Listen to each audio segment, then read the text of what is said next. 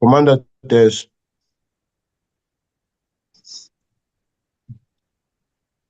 Commander test.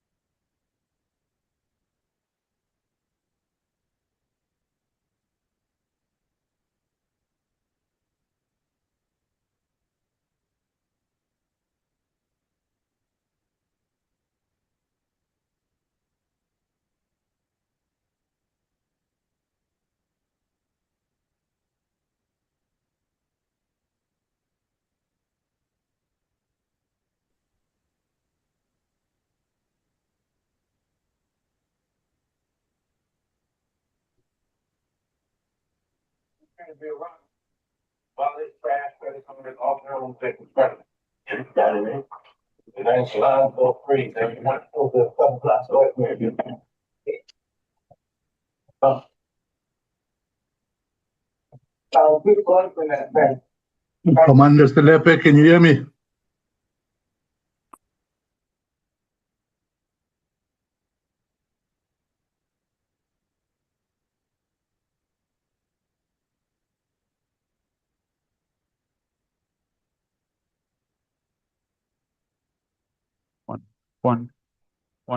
One, two.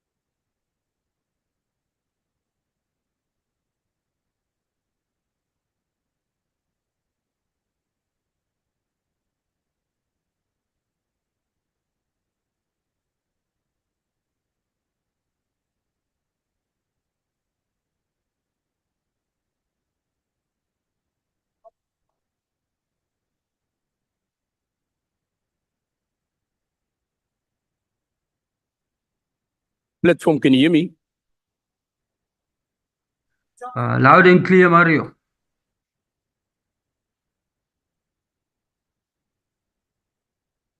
Speaker mic, can you hear me?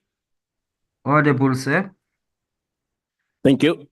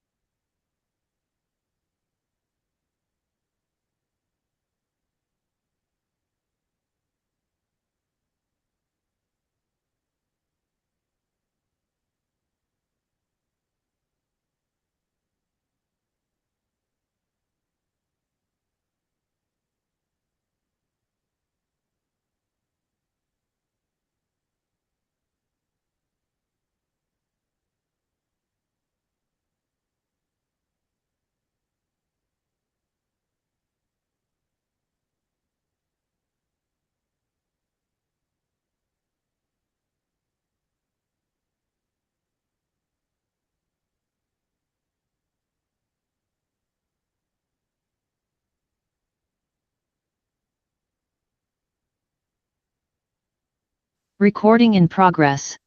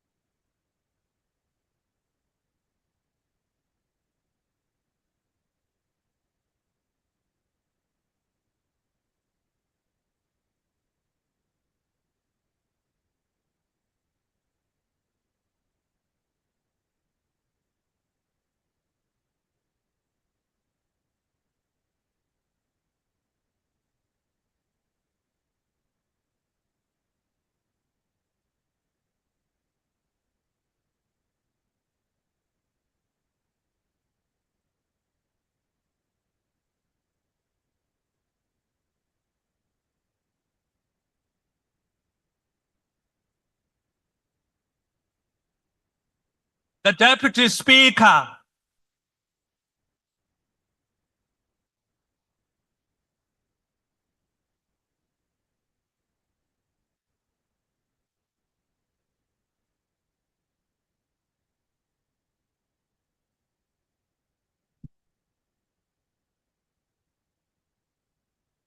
There will now be a moment for silent prayer or meditation.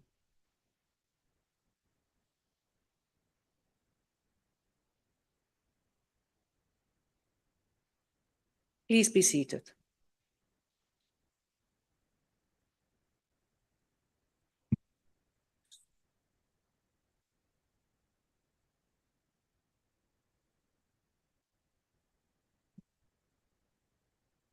Honourable members, order.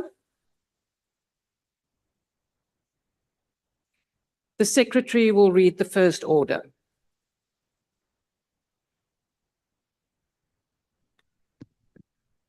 Consideration of report of Portfolio Committee on Transport on Economic Regulation of Transport Amendment Bill.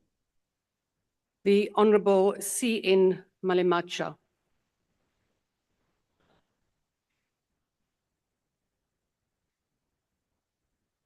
Thank you so much, Deputy Speaker. Honorable members, both National Assembly and the National Council of Provinces approved revision to the Economic Regulation of Transport Bill on the 29th of February 2024, and the President signed it into law on 6 June 2024. Despite being part of the statutory book, the Economic Regulation of Transport Act of 2024 is not yet in effect because the President has not yet announced the date of which it will affect. The African National Congress, leading the Government of National Unity, would like to declare that it supports the Transport on Economic Regulation of Transport Amendment Bill. This is because as the government, we enhance the transport industry in South Africa by encouraging efficiency, dependability, and competitiveness. In order to correct the incorrect reference of Economic Regulation of Transport Act of 2024 in Schedule 1 of Act as the Economic Regulation of Transport Act 2020. The Economic Regulation of Transport Amendment Bill of 2025 seek to amend the Economic Regulation of Transport Act of 2024 through the Economic Regulation Amendment Bill of 2025. The Act is referred to in all consequential amendment made to pieces of legislation listed in Schedule 1 as the Economic Regulation of Transport Act 2020, rather than Economic Regulation of Transport 2024. Tackling infrastructure limitation remains a priority, guaranteeing affordability for all citizens and advancing contemporary. Integrated public transport system remained a priority for ANC to address South Africa's transportation issues. The ANC manifesto specifically seeks to address the present limitation in logistics, transportation, and energy as a vital national resources. Building contemporary and integrated, reasonably priced, easily accessible, and dependable public transport system is another goal. By addressing problems like fuel and transport cost, which affect South Africans' capacity to afford daily living expenses. The manifesto goes one step further in addressing the high cost of living. The bill aims to accomplish this by protecting consumers, regulating prices, and encouraging private sector investment in the transport infrastructure. Through set-asides in the public and private sector, the ANC seeks to guarantee that small firms, cooperatives, enterprises owned by women, youth, and people with disability are involved across all value chains. This can help local industry grow and flourish, which has a big chance of producing long-term jobs. The apparent ability of the regulator to make arbitrary choice that might not be appropriate for the local circumstance is another issue. That is why, as the government, we made sure that the bill appeals and applies to all market organization facilities or services in the transport sector that were governed by the economic regulation under the existing law are covered by the bill. On a case-by-case basis, the Minister of Transport made sure that they include the public and a private organization market facilities by creating a single transport economic regulator with a broad pricing control authority of the mode of transport. We hope to create an economical, efficient transport system that will promote economic growth and fulfill nation's social objectives. Thank you, Siyabonga. Viva Ramaphosa. I will now, honorable members, order. I will now recognize political parties wishing to make a declaration. The usual times for declaration of votes will apply. The DA.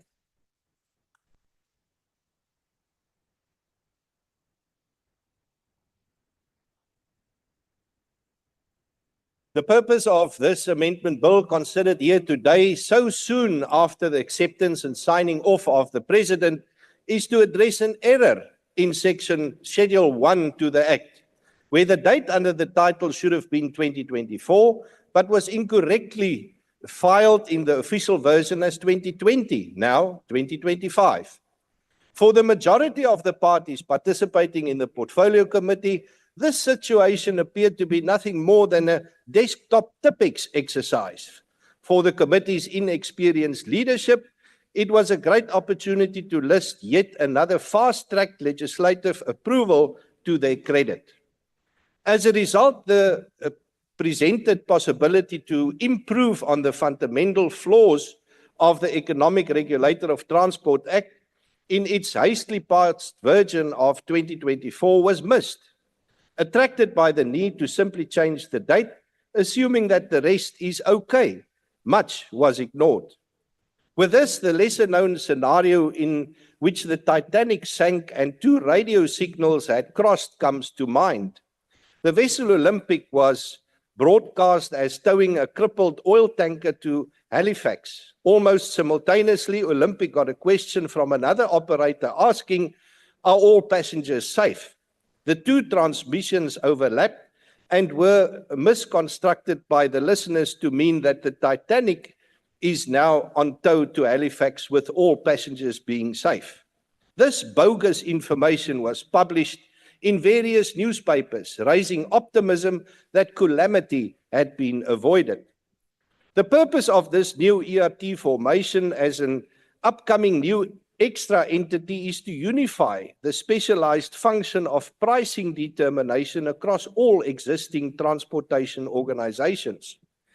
In theory, this would entail extracting all tariffs, fees, permits, and other charges across the spectrum of transport entities, covering road, rail, aviation, and maritime, from current entities such as Sunroll with toll fees, CBRTA with permits, SA Ports with tariffs, and so on, and then operating jointly under the supervision of a Transport Economic Regulator and Transport Economic Council in control of all transportation costs.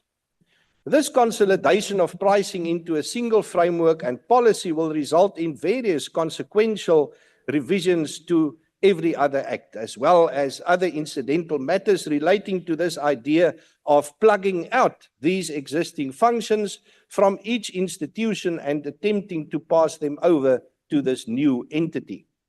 Similar to the mistaken Titanic telegram, in which everyone assumed that the passengers are fine, the message in this ERT situation likewise differs from the truth. The creation of ERT was rushed, rather than being a helpful piece of legislation. It inherently lacks a sense of fullness in terms of content and benefit. It is not well thought out and not matched with the specifications required or end user value, and to complete the Titanic story or comparison, the passengers are not okay. What we would have hoped to see in this law is legislation that promotes the creation of a competitive, efficient, and viable transport industry that contributes to economic progress.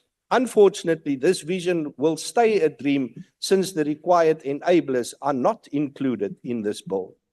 Recollection substantiates that not a single submission mentioned this bill as filling a gap or resolving a current difficulty in any form or need. In its current form, ERT replicates the well-established Competition Commission. It will clash with the Consumer Commission's legislative framework, which is directly tied to the Consumer Protection Act 68 of 2008. These are some of the remaining concerns, but with the relatively restricted significance of this amendment, since only the incorrect date was addressed in this revision, the DA will support this bill. I thank you. The MK.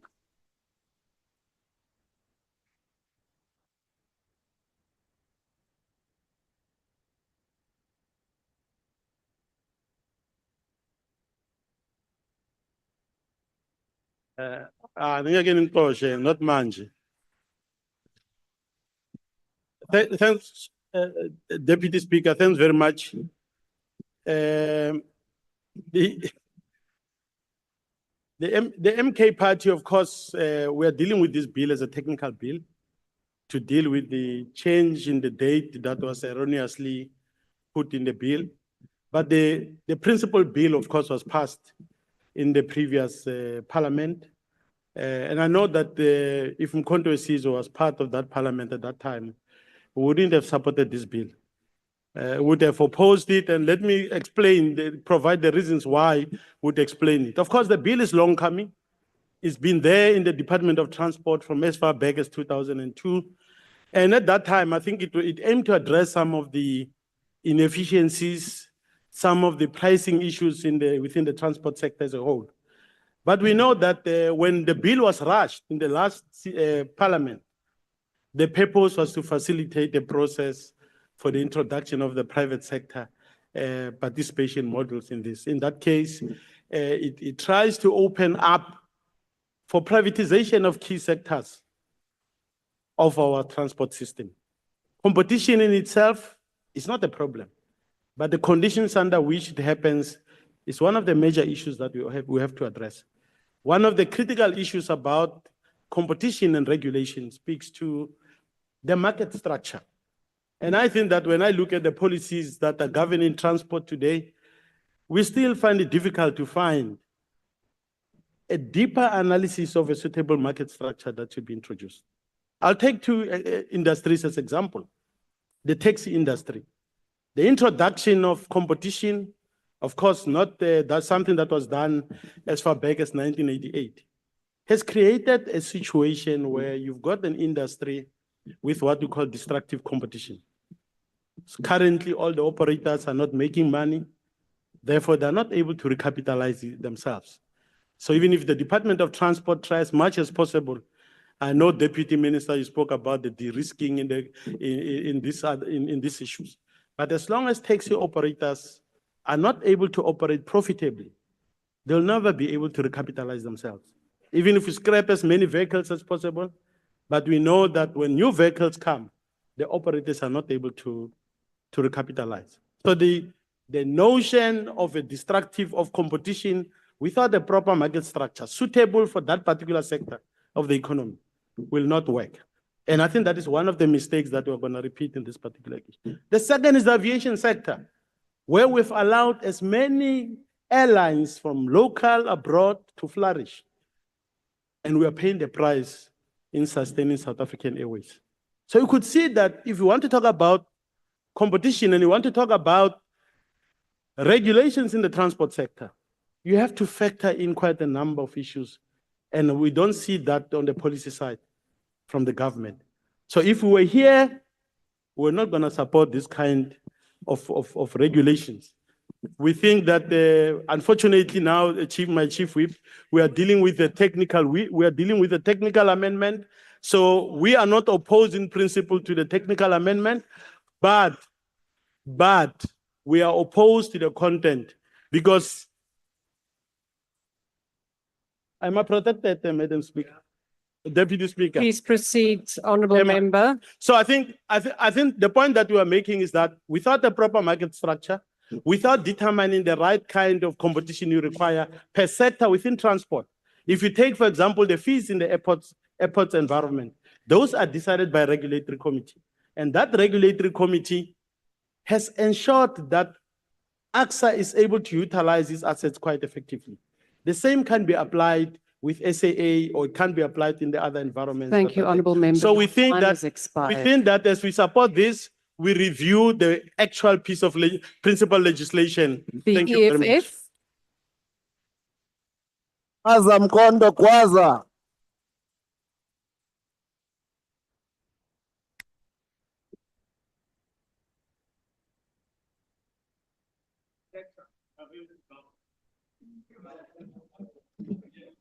Thank you, Deputy Speaker. Deputy Speaker, let me greet the Commander-in-Chief and President of the Economic Freedom Fighters that keeps young boys and small boys on their toes all the way in Washington. The Economic Freedom Fighters rejects the Economic Regulation of Transport Amendment Bill in its current form, as this bill is nothing but another ANC-engineered ploy to centralize power and consolidate control and privatize state assets under the guise of regulation. At the heart of this act is the establishment of the Transport Economic Regulator, a so-called independent body that will oversee pricing, tariffs, and competition across all transport modes. Let us be clear, this is not about fairness. It is about creating a backdoor for private capital to exploit strategic transport infrastructure, especially in the rail sector. The Act allows third parties, many of them foreign and private companies, to access the state-owned rail infrastructure, essentially handing over the hard-won assets of the people to profit-driven interests. This is liberalization dressed up in regulatory robes. It undermines state capacity and it undermines workers and our sovereignty. Worse still, the Minister of Transport is granted extensive discretionary powers within minimal checks and balances. This opens the door to corruption, manipulation, and abuse of authority. The same government that failed to maintain PRASA and allowed Transnet to collapse now wants us to believe that it can regulate the sector without political interference. The EFF believes in a state-led, integrated, and decommodified transport system, one that serves the people, not the markets. Economic regulation must not be an excuse to entrench neoliberal policies that have already crippled our economy. We do not need regulators, we need a capable state.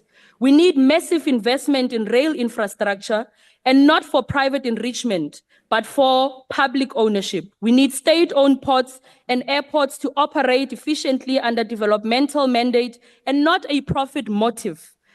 Honorable Deputy Speaker, this bill is a Trojan horse for privatization, and the EFF will continue to reject it in its totality and calls on the Parliament to reassert the democratic oversight on economic policy, protect public assets, and build a transport system that puts people first before profit.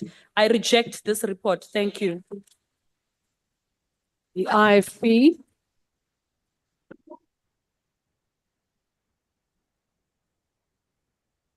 Thank you, Honorable Deputy Speaker. The IFP support the establishment and operation of an independent economic transport regulator. This is essentially for promoting transparency, equity, and access to infrastructure, and ensure fair pricing, especially in sectors such as rail, freight, ports, and aviation. We raise our concern about the current institutional capacity to implement the expanded mandate of regulators. The department must ensure that the regulator is acquiring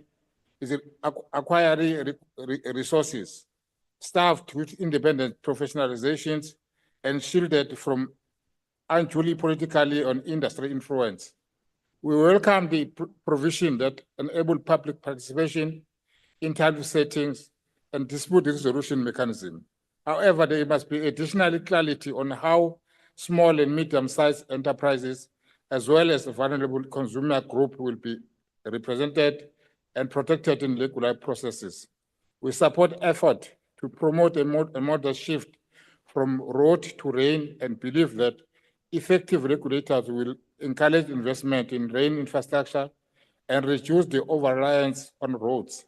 This shift can bring about not only reduce logistics cost, but also environmentally and safety benefits. We call for greater clarity in the bill regarding the coordination between nationally and provincial regulator responsibilities, especially in relation to freight corridors that cross provincial boundaries. The economic regulation must be harmonized and must lead to regulatory fragmentations. The IFP do support the report. The PA.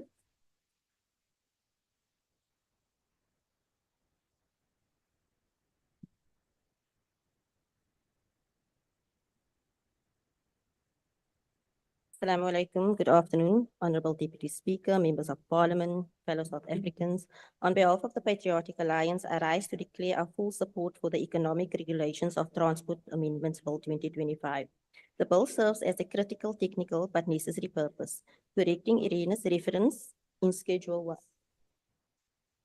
In Schedule 1 of the Economic Regulations, Transport Act 2024, from 2020 to 2024 to ensure legal certainty and avoid unnecessary judicial interpretation. The swift initiation of this amendment by the Portfolio Committee of Transport demonstrates Parliament's commitment to legislative precision and the rule of law. Allowing such an error to remain uncorrected could create confusion in the statute books, potentially leading to costly legal disputes and undermining the Act's implementation. We commend the committee for its thorough process, including public consultation and engagement with the Department of Transport, which confirmed broad support for the amendment. Notably, the bill imposes no additional financial burden on the state, aligning with the fiscal responsibility while ensuring clarity in transport regulations. Given the bill's uncontroversial nature, and its classification under Section 75 of the Constitution, we urge the House to pass it without delay. Let us act decisively to uphold the integrity of the law and provide certainty to stakeholders in South Africa's transport sector. We support the amendment bill, and I thank you. EFF Plus.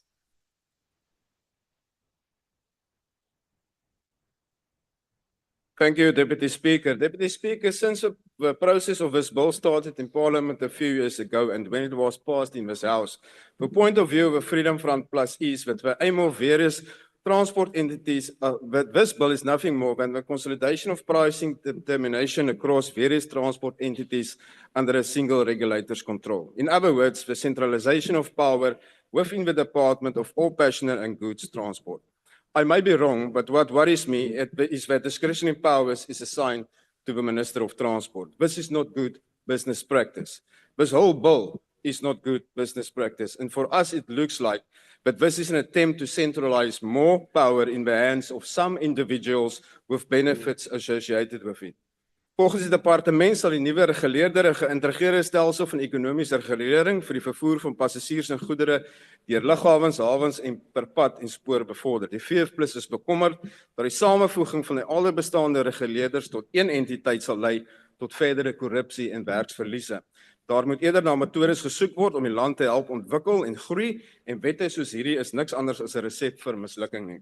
Hierdie sal nie lei tot besparing en groter effektiwiteit in die departement nie. En prosesse om hierdie wet in volle werking te stel kan jare duur en dit kan baie duur wees. Die VF+ is nog altyd van mening dat in steede daarvan om groter sentralisering te probeer toepas, moet daar eerder weggedoen word met skadelike beleidsrigtinge soos regstellende aksie en swart ekonomiese bemagtiging, want dit is wat tans groot skade aanrig. Die VF+ kan om hierdie redes nog steeds nie die wetgewing of die verslag ondersteun nie. Dankie Deputy Speaker. Action essay.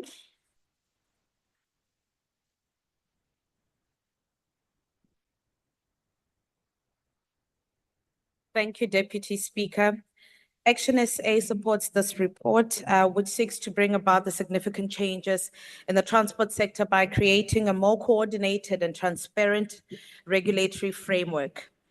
We do this, Deputy Speaker, because we understand that transport is the lifeblood of our economy. South Africa boasts the largest rail network on the continent. Yet, over the past few decades, and accelerated, especially during the era of state capture, we have witnessed the systematic degradation of this network. One only needs to look at process rail statistics to understand the extent to which this collapse has occurred. While PRASA was recently lauded for achieving 40 million passenger trips, a closer look reveals a more sobering reality. At its peak in 2015-2016, PRASA transported 448 million passengers annually. That number dropped to 370 million in 2016-2017, and by 2018-2019, it had plummeted to 213 million. Then came the COVID-19 pandemic. So 40 million is not a milestone, it is a fraction of what is possible, South Africa. Deputy Speaker, Action SA believes that we must prioritize the recovery and reopening of our rail corridors. When people can move efficiently, affordably, and safely, the economy thrives. But recovery alone is not enough. We must expand the rail network because the last time South Africa built a new rail network was in 2010, over 15 years ago. We are not extending the rail network to serve more South Africans. Projects like the Blue Downs Rail Link and Cape Town Airport Rail Link have been shelved, left in limbo. When the president delivered his first SONA, he spoke of high-speed trains connecting our cities. But before we can talk about high-speed trains, we must first get the basics right.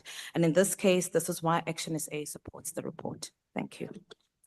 The ACDP.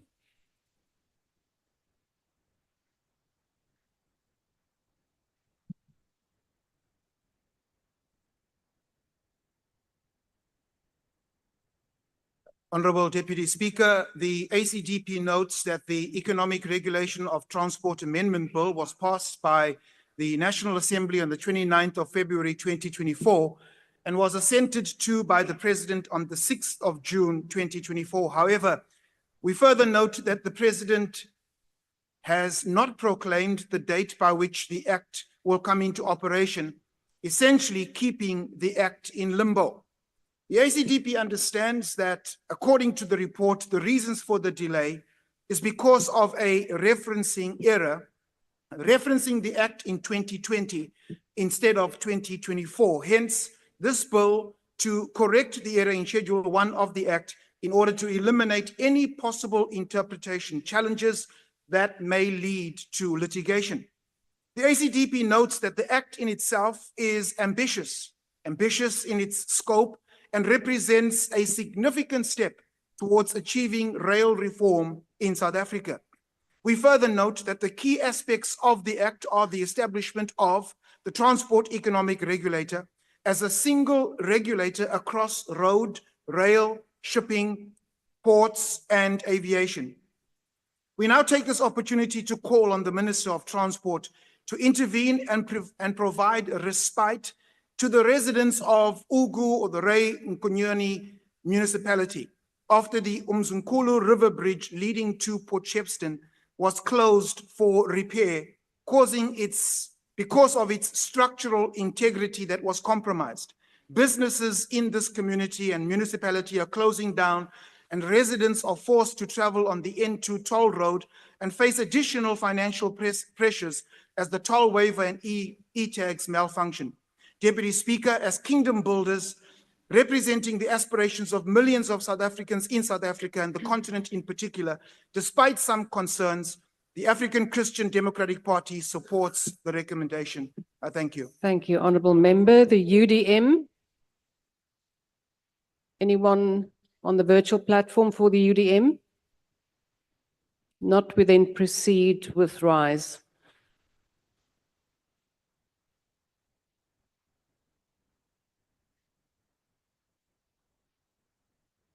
Can come and just present my speech, saying that you know it better.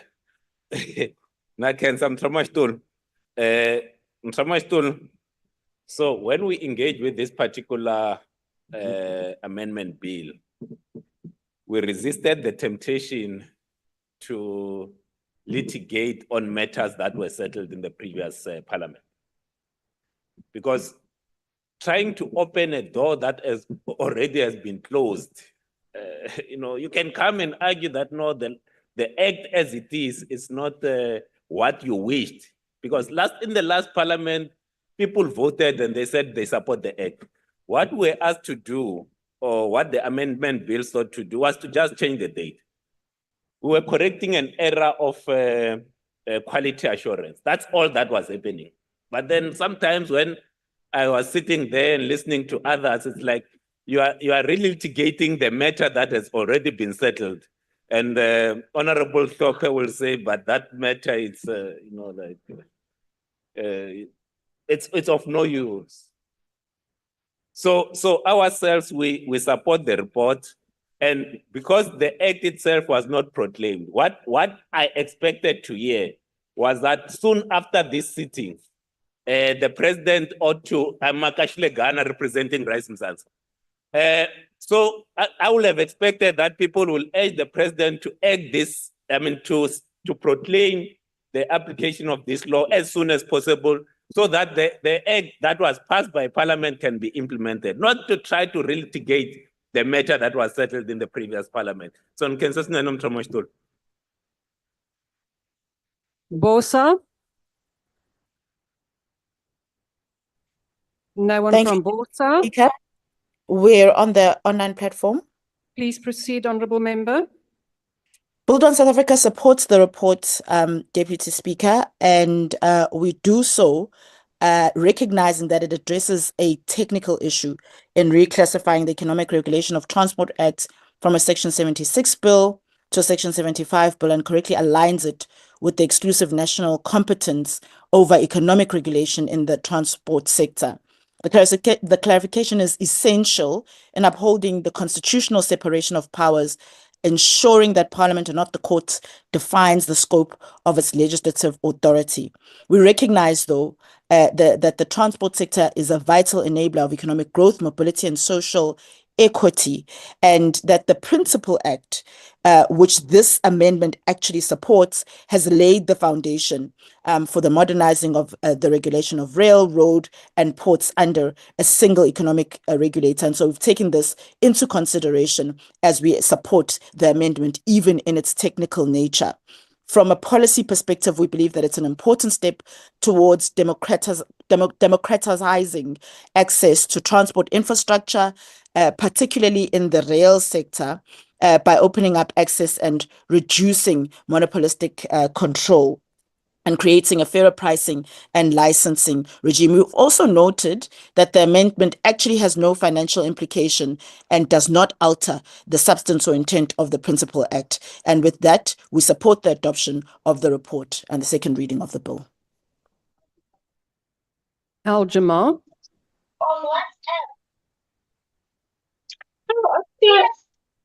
Yes. Honorable Mrs. Dunja, WhatsApp on- please mute yourself. on your phone. Al-Jamal? No one. NCC? Not. PAC? Honorable Dunja? UAT? No declaration. Thank you. Good. ANC?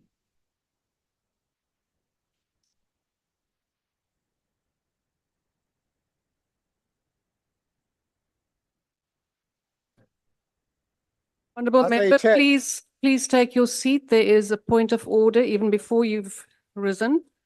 Yes, honorable member, which point are you rising on? ngithokoze khulu sesekela bese ngibawa nje ukuthi mhlambe uma uqala lapha ku rule u Dr Korenov lokho safika la zanga khulume akhe khulume yena ngiyabawa I maiden speech please. Honorable members, we proceed.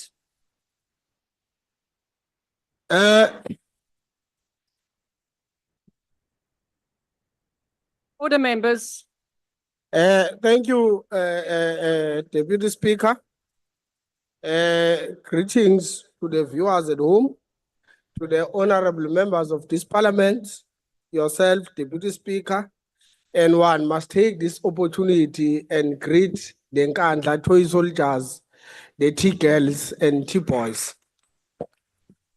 Furthermore, I must continue to greet the Louis Vuitton and Gucci revolutionaries in red overalls as we about to do the declaration on this particular amendment bill.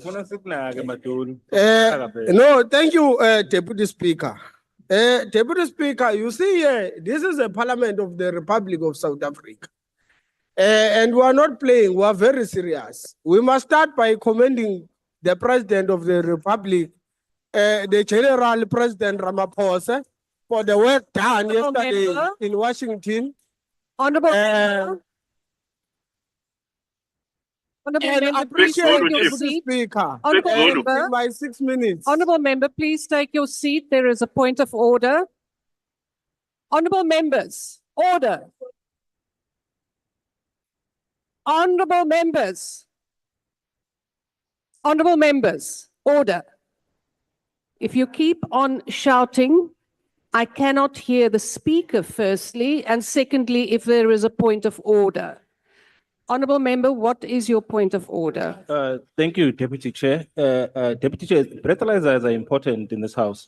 The Washington T-boy here needs to be called to order. Thank you, Chair. Honorable member, that is not a point of order, and you also do not refer to a member like that directly. Honorable member at the podium, please proceed. Thank you, Deputy Speaker. We know the beneficiaries of state capture will not go down without a fight. The African National Congress, the only one that is a leader of South African people and the government of national unity, prides itself in the rule of law and upholding constitutional obligation. That is why the committee decided to start the legislation to correct acts mistake on the September 10, 2024. In accordance to the Assembly Rules of 273-1, the committee adopted the memo on October 10, 2024, requesting the authorization to introduce Economic Regulation Transport Amendment Bill 2034. In this House, the House authorized the committee to propose legislation revising the Economic Regulation of Transport Act 2024, Act number 6 of 2024, October 2022, 2024, to refer to the minutes dated October 2022. In accordance, Deputy Speaker, to the National Assembly Rule 25275, the committee decided on the 19th November 2024 that it had created the required draft of the legislation planned to publish Economic Regulation of Draft Amendment Bills 2024. in Order, the honourable gazette, in the members. government gazette. Honourable member In at the podium, please just wait a minute. Honourable members, you are drowning out the speaker, and the speaker at the podium has a right to be heard. If you do not agree with it, please, you may heckle, but please do not drown out the speaker so that no one else can hear. Honourable member. Thank you, Deputy Speaker. The toy soldiers and T-girls and T-boys of Kanta will always fight. You must pronounce After English the proper. amendment, after the gazette and the advertisement, Honorable Deputy Speaker. So after the advertisement, Honourable member at the podium. Honourable and member the at the podium. advertisement, Honorable Honourable Deputy member. Speaker. There Honourable were no member at the written podium. comments submitted to the committee regarding the draft bill. The Department of Transport was invited to the committee to submit comments. Honourable on the member bill. at the podium. There is a point of order. Please take your seat. And honourable members again. Honourable member, that is uncalled for, and please withdraw. At the podium. Withdraw your comment. I'm withdrawing to. Thank you. Honourable member, you raised your hand. What is your point of order? Honourable Speaker, can the member please rehearse before coming here and Honourable member, that is not a point of order. That is your opinion. Honourable member, please proceed. No, thank you, Deputy Speaker. As were people who are not Gucci revolutionaries and Louis Vuittons, we will continue. Thereof, the Department of Transport was invited then to submit the committee on the bill. In response, the department stated that it agreed to the proposal content. As the ANC, we support the Transport Economic Regulation on Transport Amendment Bill B10 2024. We must further state, Honorable Speaker, that we appreciate all the delegation that went to Washington in line with the member that is making comments, regardless of who they are.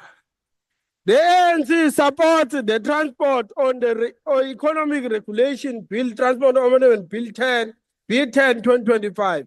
We are confident that the bill will allow effective transparent passenger. Honourable member at the podium, please take your seat. Honourable Skosana, what is your point of order? Honourable members, and I'm now specifically talking to the members of the EFF. You are really making it inaudible in the House. And every member has a right at the podium to be here. Honourable members, please observe the decorum of this House and the rules of this House. Honourable Skosana.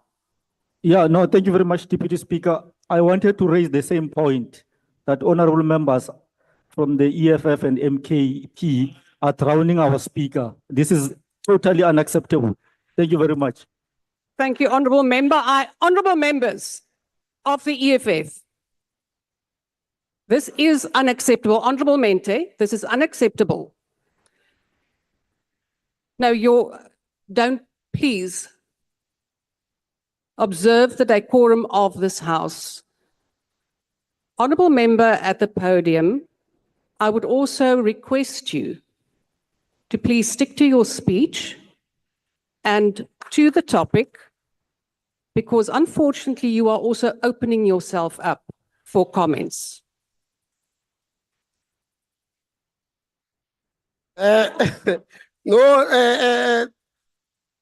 Thank you, Deputy Speaker. I understand, Deputy Speaker.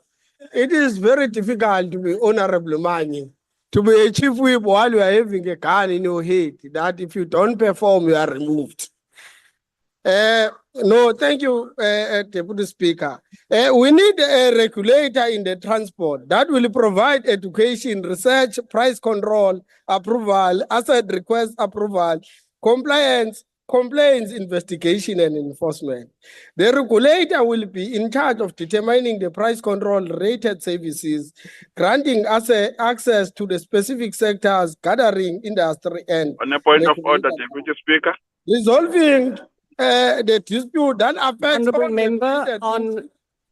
Honourable member at the podium, please take your seat. I want to check with the table whether the member has indeed raised his hand. Yes, Deputy Speaker. Please proceed. What is your point of order?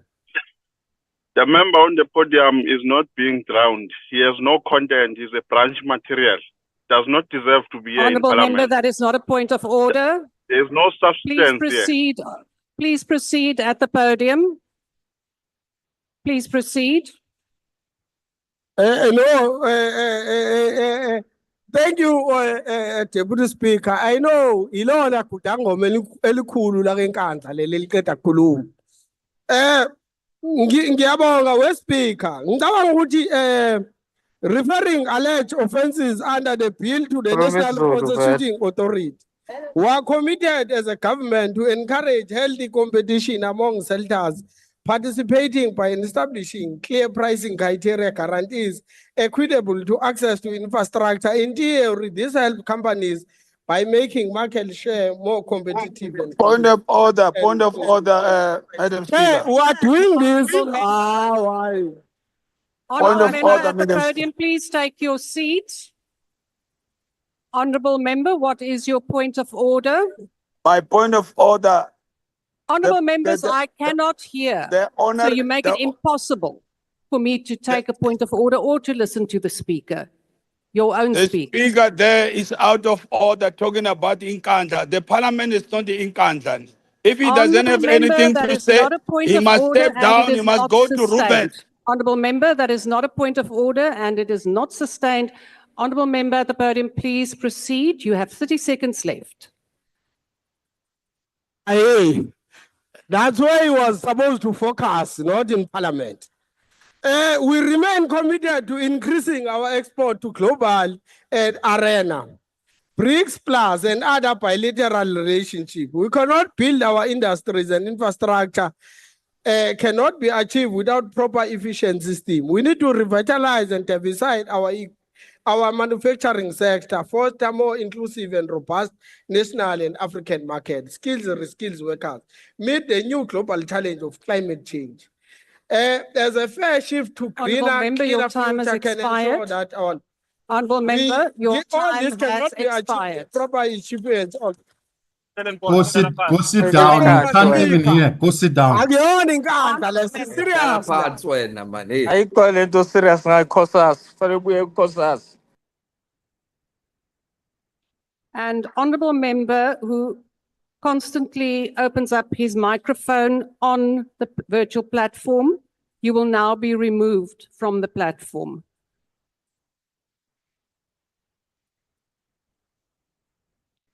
Honourable members,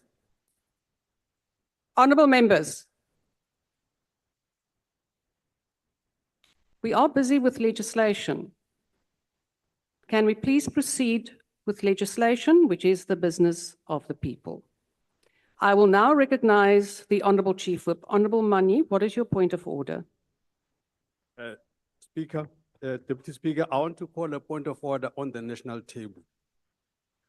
We should not have been subjected to this ANC incompetence. Honourable member, that just is finish my no. point? I am stopping you right there. That is not a point of Can I order. just It is finish a not sentence? relevant to Can I this finish my discussion. sentence? Can I finish my sentence? The business of point one on the agenda was simply to change from 2020 to 2024. That's all they were supposed to do. Honourable Manyi, you are Why not. did you have to spend this Honourable member, this has now been debated. Declarations have been made. Your member has had an opportunity. You cannot have a second bite at this.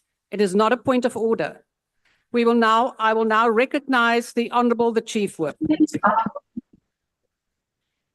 Thank you very much, Honourable Deputy Speaker. I move that the report be adopted. Thank you. Honourable Michalakis, you have a point of order. What are you rising on? Thank you, Deputy Speaker. Deputy Speaker, my apologies for rising on a point of order at this point, but I can't remain silent on this. It's the second time that the official opposition has actually criticized the table for something which they are not in a position to actually respond to that. We would normally call it bullying, actually punching down. Other members in the House can actually respond to such criticism. The table staff as professional as they are, do not have the power to actually respond to that. That is why we have a Chief Whips Forum. That is why we have a Rules Committee. That is why we have a Programming Committee. And I would like your ruling on this, because it is our duty to protect the table staff. They are professional, they are supporting us, and they cannot fight back against bullies in the official opposition. Honorable Michalakis, I will first have to familiarize myself with the exact point that you are referring to, and I will not rule on it now. Honorable Member, I will not now allow another point on that point. I have ruled. We will now proceed. A matter has been put on the table, and we now proceed with the legislation. The motion is that the report Madam be Deputy adopted. Speaker, I have my hand up, Madam Deputy Speaker. Honorable Member, what is your point of order relevant to where we are now in the program?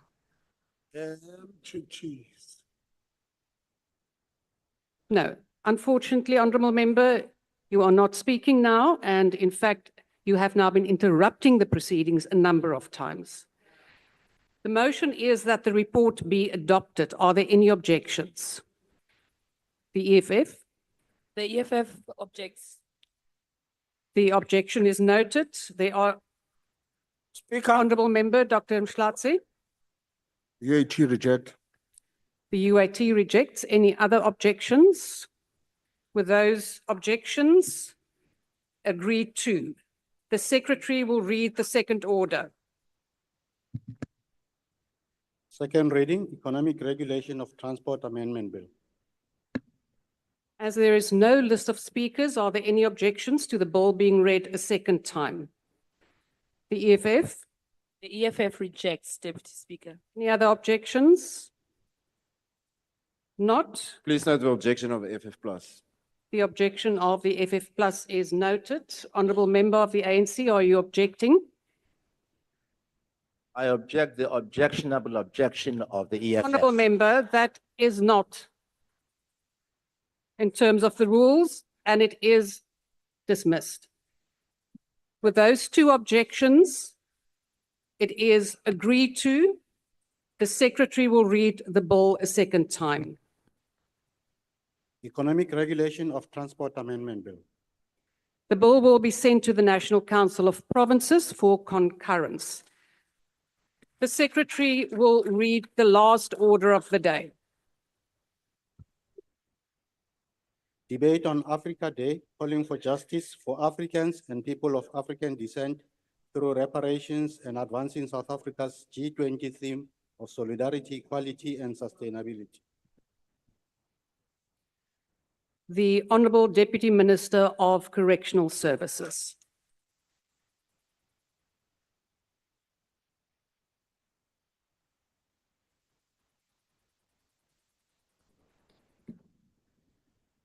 Thank you very much, Honorable Deputy Speaker, honorable members, and those that are on the virtual platform, fellow South Africans. As we commemorate the 62nd anniversary of the formation of the Organization of the African Unity, now known as the African Union, and celebrate Africa Day, the AU anthem calls upon us as Africans in the continent and those in the diaspora, I quote, to unite, celebrate together the victories won for our liberation. Let us dedicate ourselves to rise together to defend our liberty and unity, close quote. Indeed, as we celebrate Africa Day, it is appropriate and critical that we continue to be inspired by the AU anthem to unite and celebrate together to achieve more for the continent, while taking stock of the milestone achievements that we have had and recorded as Africans.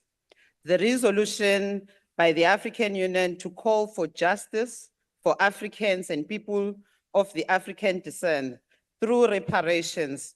In the year 2025, it is poignant that we call to recognize the urgent need to address the historical injustices and the ill-fated exploitation of Africa, her people, natural resources through colonialism, apartheid, genocide, and neo-colonial exploitation, thereby requiring intentional redress, remedial action, reparations, and reparatory justice that unconditionally empowers Africans and African descent for historical crimes.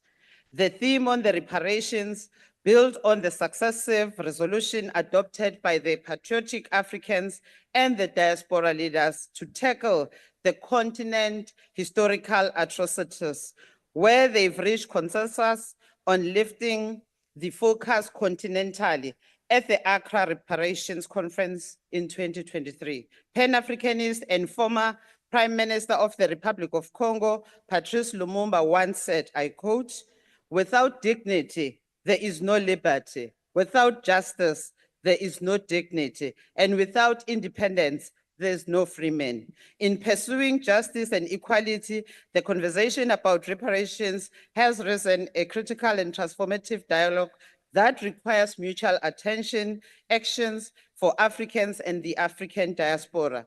The Accra Proclamation affirmed that the fulfillment of the reparations of Africans is a moral and legal imperative rooted in the principles of justice, human rights, human dignity, that we claim reparation to present a concrete step towards remedial the historical wrongs and fostering healing among our people in the Africa.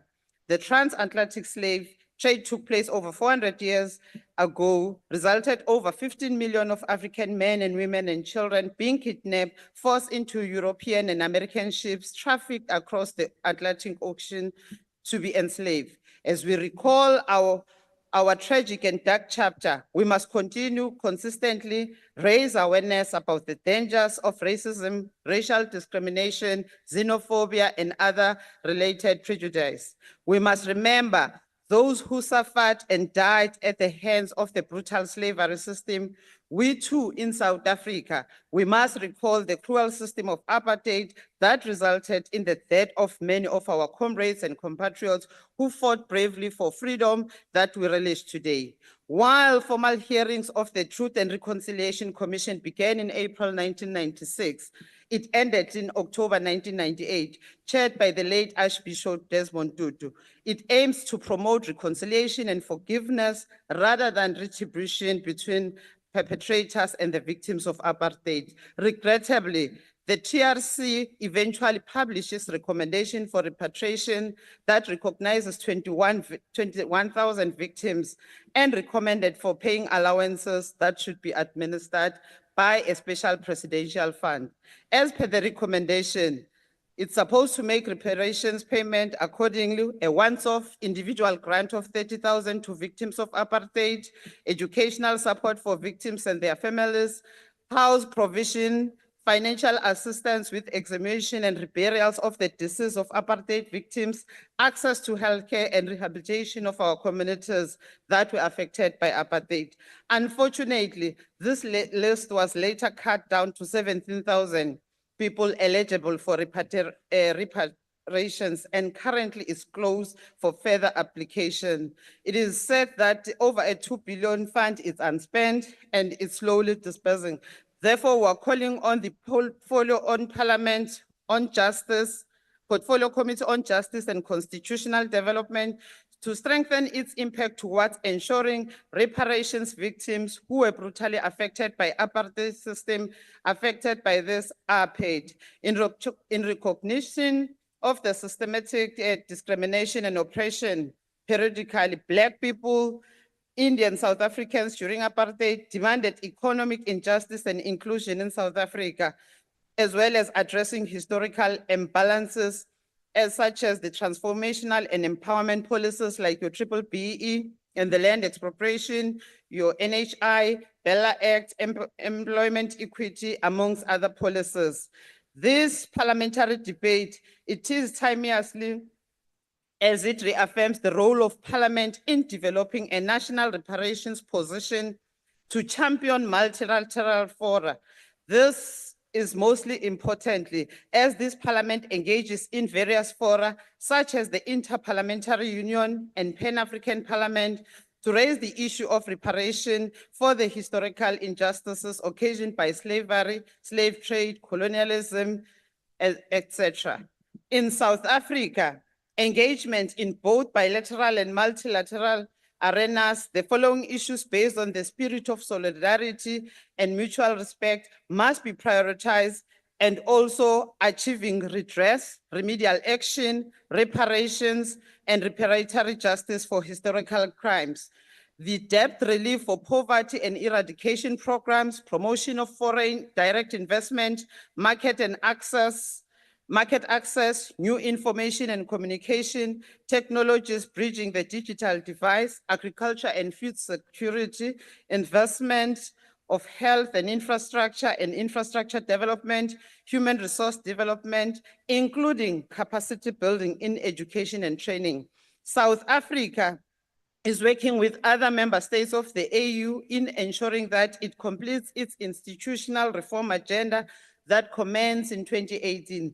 The AU has no choice but to reform so that it can address these challenges in Africa. We will continue to work with the union members to streamline work of our union in the context of the AU institutional reform processes, which is still underway and remains a priority in the Assembly of the Heads of State of Africa.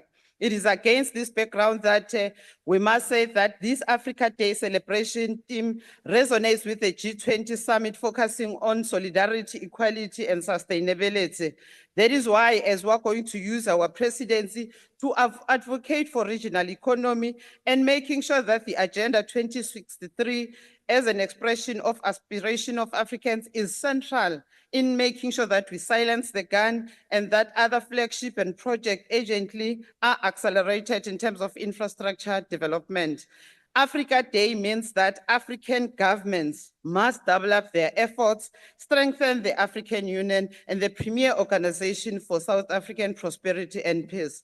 In this context, the full operationalization of the Africa Continental Free Trade Arena to strengthen also the African Union Development Agency, NEPAD, and operationalization of the tripartite free trade between Africa and the SADC.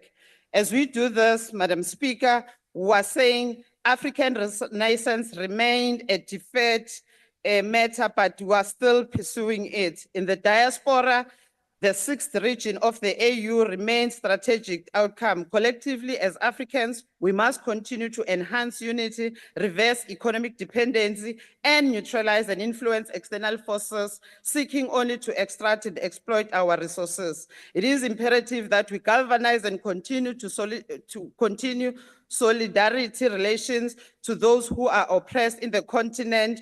We have to support the Western Sahara, Cuba, and Palestine, among others. I thank you. Next speaker is the Honorable Nchabeleng. I've also been informed that it is the Honorable Member's maiden speech.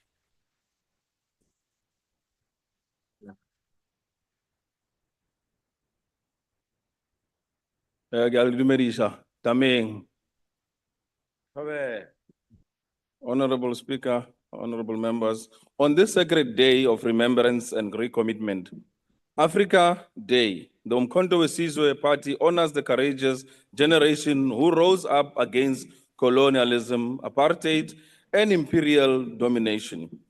We salute the warriors of liberation who fought for a continent free from foreign rule, economic servitude, and racial tyranny. But even as we commemorate the founding of the Organization of African Unity in 1963, we are reminded that Africa's freedom remains incomplete. The chains have changed form, but they have not yet been broken.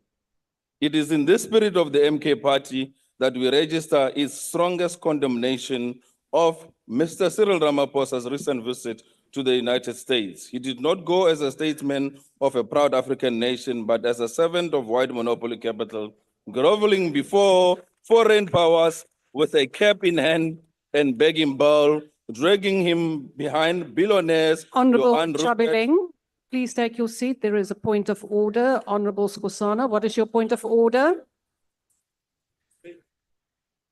Yeah, no, thank you very much, Honorable Deputy Speaker. We acknowledge that the Honorable Nchabeleng is making his maiden speech. However, he is not supposed to raise controversial matters. he is casting aspersion on the president. He says the president is a servant of white monopoly capital. Honorable members, would you allow me to rule on this? Honorable members, this is indeed so, that the convention is that if it is your maiden speech, it is a matter that you will not be heckled, that you will be listened to, but the counter side of that is that you are not controversial in your speech. So it is a choice for the member who makes his maiden speech. On the second matter, there was indeed a reference to the president, and it could fall foul of section or rule 85, and I will rule on that later. So, honorable member, it is your choice at the podium whether you want to be controversial or not, but then there will be reaction. Please proceed. Honorable Speaker, my time was taken between the time I was told to sit and stand. This spectacle was not diplomacy. It was a neo-colonial theater, a humiliating submission to the same global forces our forebears fought to defeat. We echo the words of President Nelson Mandela, who reminded the world that the United States of America never supported South Africa's liberation struggle. It was Cuba, not Washington, that stood with us during our darkest hours. Today, our president has betrayed that legacy in place of defiance. He offers deference in place of African pride. He peddles African poverty instead of African investment. America continues to plunder Africa, not with guns, but with corporate contracts, mineral exploitation, and dollar diplomacy. While we sit in trillions of dollars in mineral wealth, our people are starving, and they starve because they are dependent on profits that are shipped to America. African nations remain dependent on the West, not by accident, but by design. The IMF and the World Bank are not partners, they are shackles. This visit our president undertook lays bare the truth behind the so-called government of national unity, a coalition of not of ideas, but of capital control. This alliance between the ANC and the DA is a backroom pact to protect apartheid economies, not to uplift the poor or dismantle white economic domination. We remind the people of South Africa that 1 billion rand was used to secure the president's victory for 2017, a transaction disguised as a donation but executed as an investment, and he has delivered. Our state-owned enterprises have collapsed. Bashumi ba rena ga bana mebereko. Land reform has stalled, austerity has deepened in terms of poverty. Our sovereignty has been auctioned in Washington and Brussels.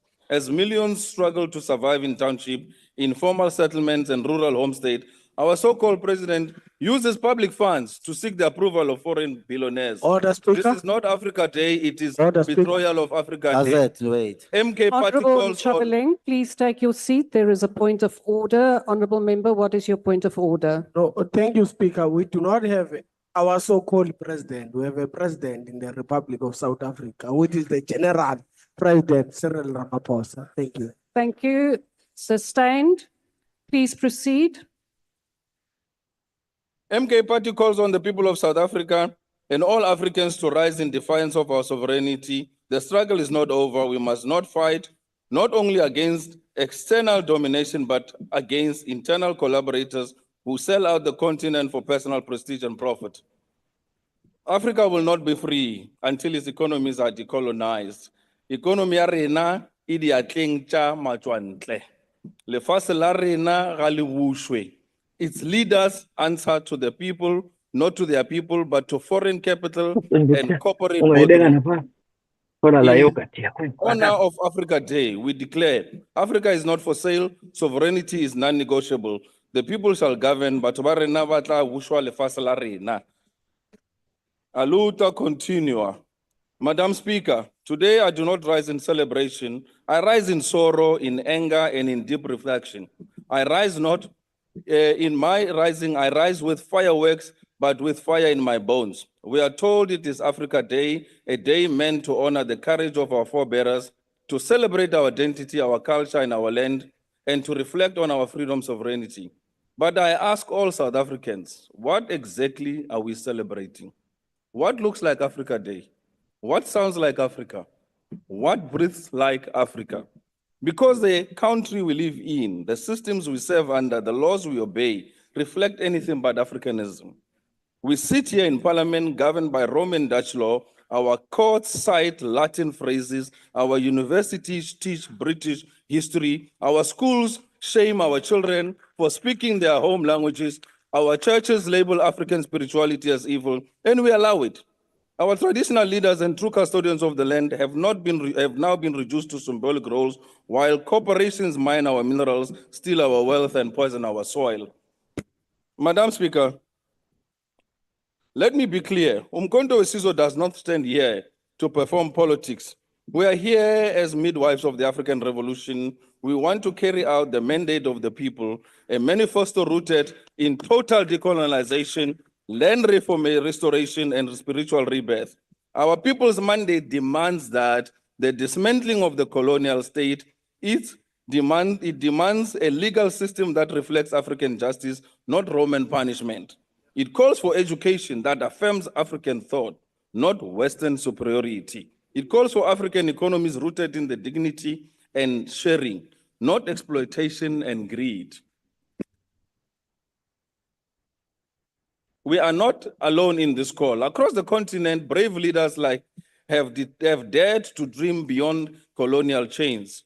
In Burkina Faso, young President Captain Ibrahim Traoré has stood like a lion, rejecting the French military influence, challenging Western puppetry, and reclaiming Burkina Faso's sovereignty with pride and bravery. And he did not ask for permission. He took back power. In Niger, the people rallied behind the leaders who said no more to colonial currency and exploitation. They expelled foreign troops who had overstayed their welcome and challenged the old order. The late Namibian president... Honourable member, please take your seat. I cannot see who is now raising a hand. And the member on podium take a question. Honourable member Chabeling, are you prepared to take a question? No. He's not prepared to. Honourable Chabeling, please proceed. In Namibia, the late President Agbo Gegbo, may his soul rest in peace, proudly said, "We are not Europeans, we are Africans. We cannot live under the foreign system forever." And he meant it. These leaders are not perfect, but they are courageous. They are Pan-Africanists in action, not in costumes. They understand that Africa's destiny will never be written in Paris or London, but in Ouagadougou, in Windhoek, in Lagos, in Johannesburg, and by Africans themselves. So I ask again, Madam Speaker, how dare do we celebrate Africa Day while continuing to reject everything that makes us African? Our land is not yet returned, our languages are dying, our elders are ignored, our traditions are mocked, our spirituality is erased, our youth are unemployed, criminalized, and hopeless. What good is Africa Day when nothing in this land reflects Africa? We have not restored the sacred balance. We have not returned the drumbeat to the village. We have not rebuilt the fire circles where elders speak, youth learn, and God guides. MK Party says this clearly: Africa Day without Africa Power is a lie. Africa Day without Africa law is a mockery. Africa Day without Africa sovereignty is a betrayal.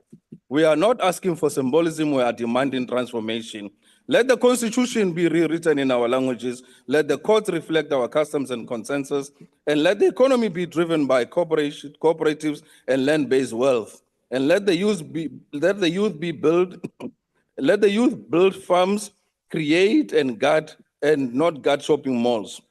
Honorable members, generations of Nkrumah, Sankara, Sobuko, and Biko lit the match, but we are the fire, and we must burn down this colonial house once and for all. Let us draw strength for Burkina Faso, Namibia, and Niger, where young leaders and the brave citizens are saying Africa for Africans. And let this parliament stop talking Pan-Africanism and start living it. We must restore the dignities of our traditional leaders and not just give them symbolic ornaments, but as foundations of governments. We must integrate African spirituality into our moral codes not as superstition, but as sacred laws. We must teach our children their African names, ancestors, values, not history, but their destiny. Not as history, but their destiny. Today, we do not celebrate, Madam Speaker. We commit, we are saying we are going to reclaim and we are going to rise until Africa looks like Africa, until our cities sounds like our villages, and until our children feel warmth of Ubuntu, and until our spirits walk freely in our land, there shall be no peace and no rest. We say, Africa for Africans, let the revolution be African, and let it be now. Amandla. Thank you, Mata. Honourable. The Your Fasal time has Arena. expired. Why are you spilling Amanta? Well, speak or whoever man. Next speaker is the Honourable Mdluli.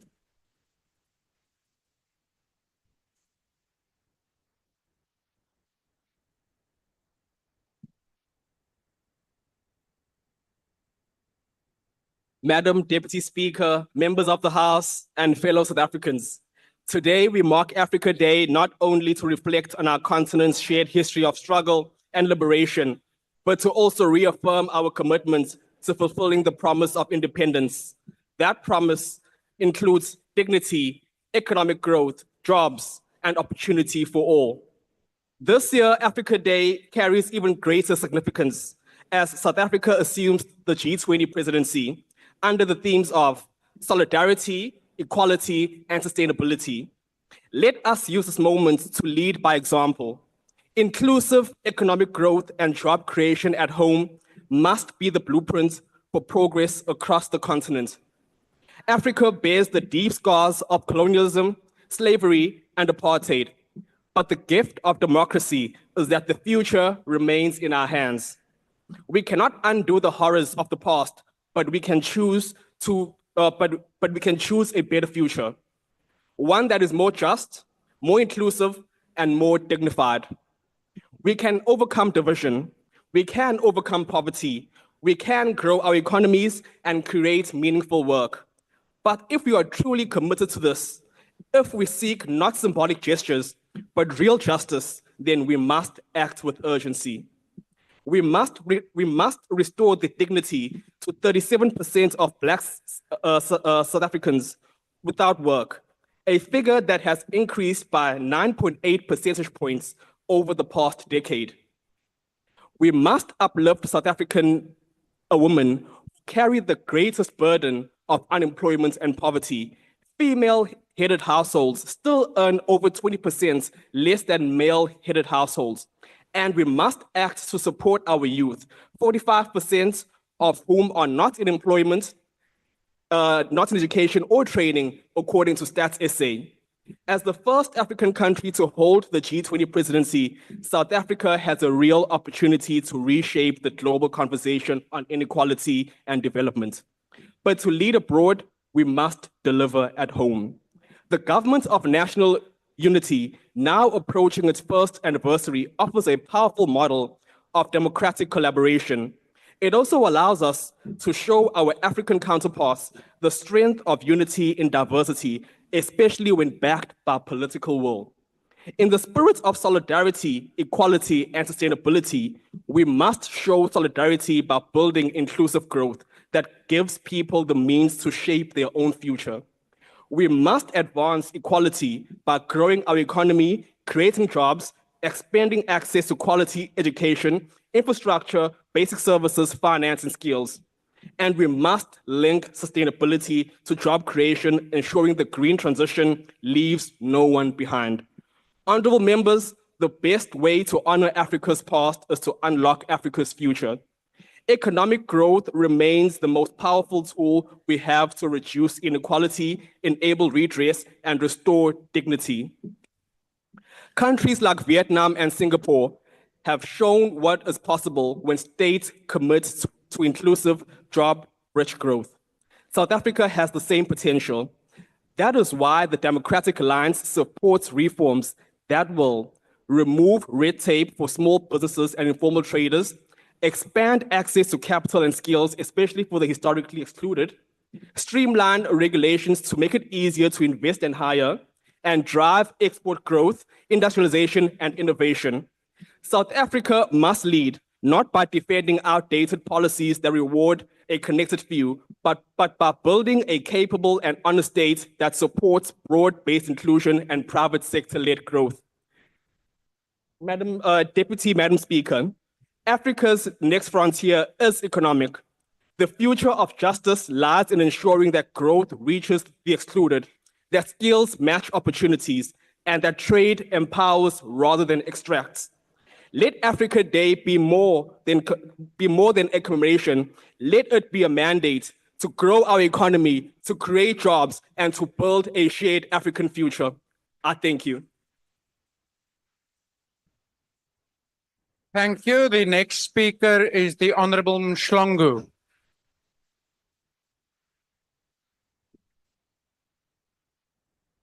Greetings.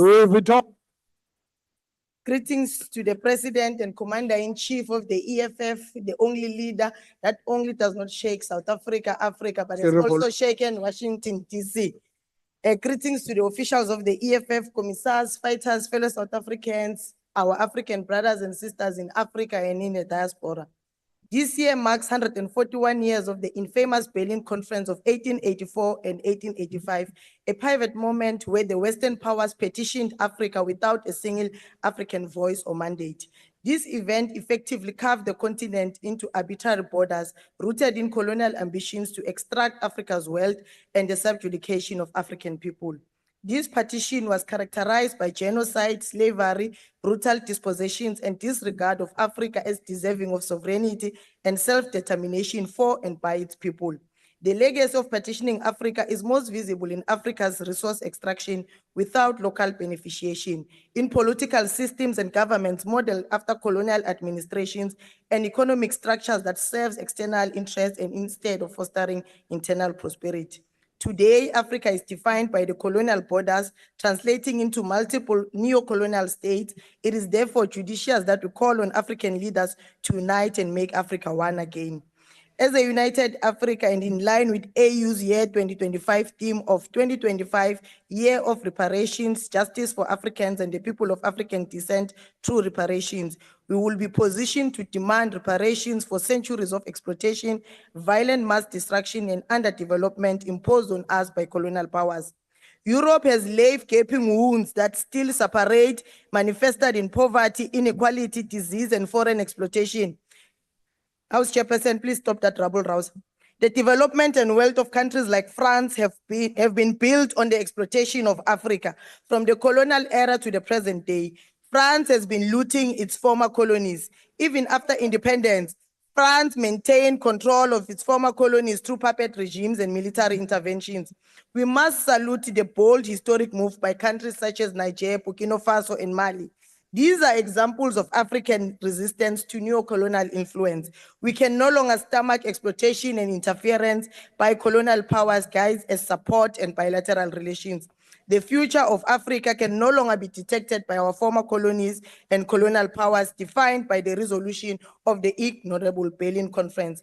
Patrice Lumumba warned in 1959 that these divisions, which colonial powers have always exploited and better to dominate us, have played an important role and are still playing that role in suicide of Africa. If these words serve not as a clarion call on our African leaders to reflect on the importance of the unity of Africa on this African month, then the future of Africa is doomed and the idea of a United States of Africa will remain only a dream. We will continue to live under the shade of colonial borders and systems that were never meant for us. The Berlin Conference left Africa in shambles, and to this day, the continent knows no peace. Poverty and inequality are synonymous with Africa. Diseases have wreaked unimaginable havoc across the continent, while so-called investors arrive only to exploit our resources rather than contribute to the development of Africa. House Chairperson, let's be honest, South Africa is too ambitious on the G20 theme of solidarity, equality, and sustainability. We can never have an equal society in South Africa until, while majority of our people are living in squalor and in the informal settlements, townships, and villages that are in the outskirts and far from economic activities and infrastructure development. Equality remains an elusive dream until we can resolve unemployment, drug abuse, and end gender-based violence and femicide. Our economy is owned and controlled and caters only for the rich and exclude the majority of our people and the working class. At the end of November, when we hand over the G20 presidency, South Africa will still be in the same, or if not, far worse position than we currently are, as we have seen from the first quarterly labor force survey for 2025. There is no sustainability that we will achieve without nationalizations of mines, banks, and other strategic sectors of the economy. We still have industries that are monopolized and are controlled in the majority by the rich and those who've got means of production, while ordinary people are kept away. There can never be equality in South Africa while land remains in the hand of the majority. As the EFF were calling for expropriation of South Africa's land without compensation for equal redistribution in order to resolve inequality in our country. House Chairperson, I will not be doing justice if I was to sit down without having mentioned and supporting the Commander-in-Chief of the EFF, that his message that has been consistent, calling for expropriation of South Africa's land without compensation, has now reached the echelons of power, has reached the White House in Washington. Now, Chairperson, what we saw yesterday, it was a mockery to our democracy and a spit on the face of our democracy. We saw the billionaire Johan Rupert trying to represent South Africa. Johan Rupert does not represent me. He was not elected to be a government or a public representative of South Africa. He was there to represent his business interests. So the Commander-in-Chief, you must soldier on. We support you. The rest of Africa support you. Continue to call for United States of Africa. Continue to be a voice of reason for the people of Africa. Africans, let us rise up. Africa, let us unite. Not yet Uhuru. Next speaker is the Honorable Khadebe.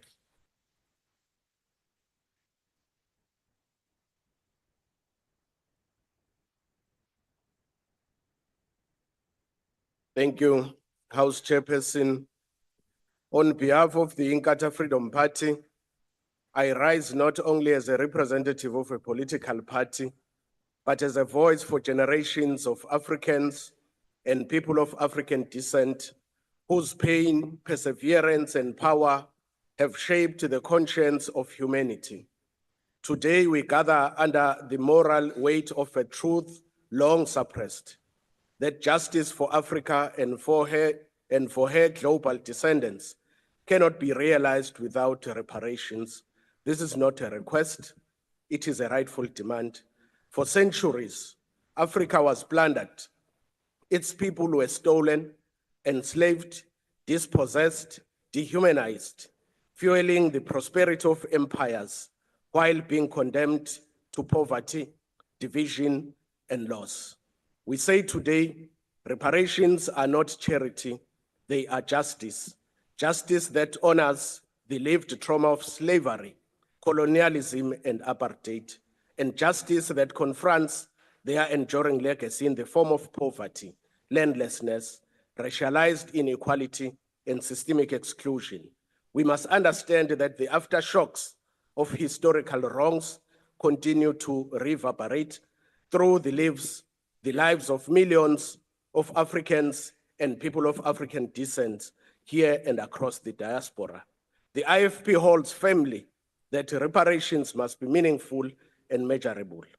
This includes financial restitutions to redress structural imbalances, investment in education, health, and infrastructure in communities still reeling from centuries of extraction and neglect, and the rewriting of global economic and trade arrangements so that they are fair, inclusive, and no longer shaped by neo-colonial designs. Honorable Chairperson, this is not about the revenge, it is about the restoration of dignity, of identity, of agency, restoration of a people's right to shape their own destiny in a global system that has for too long treated them as footnotes rather than full participants. As South Africa takes up the presidency of the G20 under the theme, I quote, solidarity, equality, and sustainability, close quote, we must give life to these ideals by confronting global injustice at its roots. What is solidarity if it does not include the enslaved and the exploited?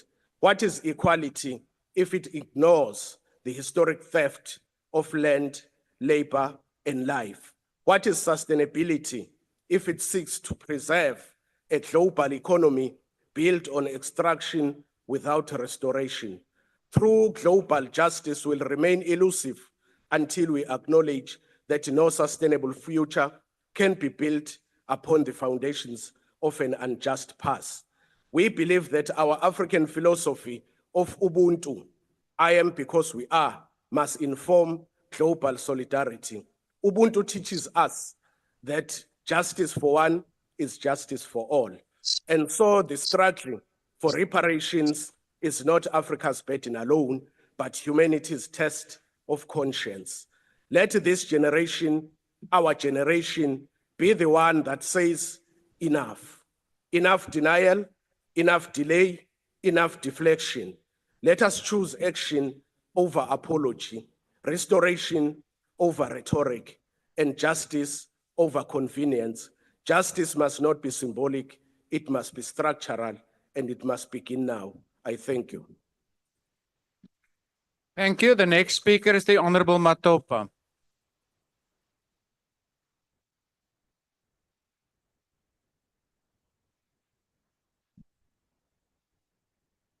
Sanbonan, Honorable House Chair, Members of Parliament, fellow South Africans. Namuhla njengoba sikhumbula usuku lwase-Afrika, sibungaza ukuqina, amasiko kanye nobunye bezwekazi lethu, kodwa siphinde sibuthane ngomuzwa ojulile wokuphuthuma, ukucela ubulungisa kubantu base-Afrika nabantu bakwa-Afrika, nokubasabalalisa izimo zokubambisana, ubulungisa, nokusindisana isizanda ngaphansi kwesihloko se-G20. The unfinished business of justice, the case of reparations. Africa's history is one of both great civilizations and great exploitation. The transatlantic slave trade, colonialism, and neo-colonial economic extraction were not just historical tragedies. They were crimes against humanity that continue to shape global inequality today. The descendants of those enslaved and colonized still bear the scars of this injustice through systematic racism, economic marginalization, and the plunder of Africa's resources. If we are serious about equality, we must be serious about reparations. Reparations are not merely financial compensation, they are about restorative justice. They are about acknowledging the crimes of the past, repairing the damage done to African economies and societies, restoring dignity to people of African descent worldwide, and rebalancing global power structures that still treat Africa as inferior. South Africa must lead this call, not just in words, but in action. We must rally the African Union, the G20, and the United Nations to demand that former colonial powers and beneficiaries of slavery engage in meaningful reparative justice. Solidarity, equality, and sustainability, South Africa's G20 vision.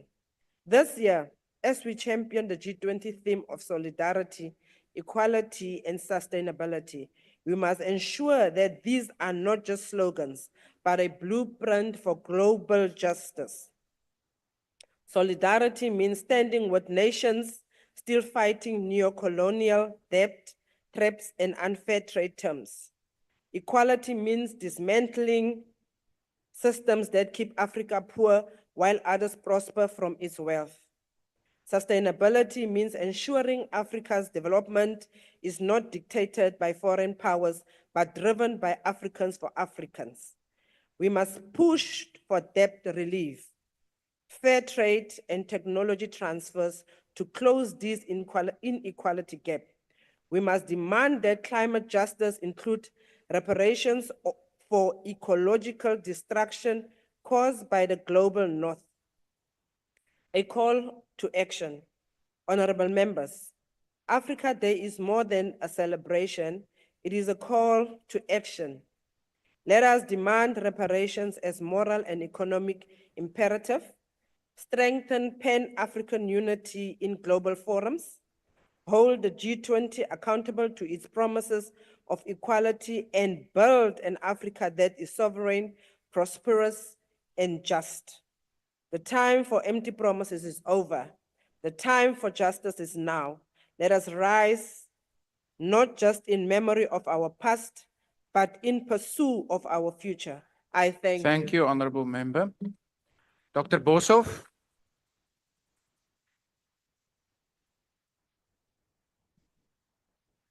Baie dankie agbare huisvoorsitter en ek hoop die vertalers is gereed.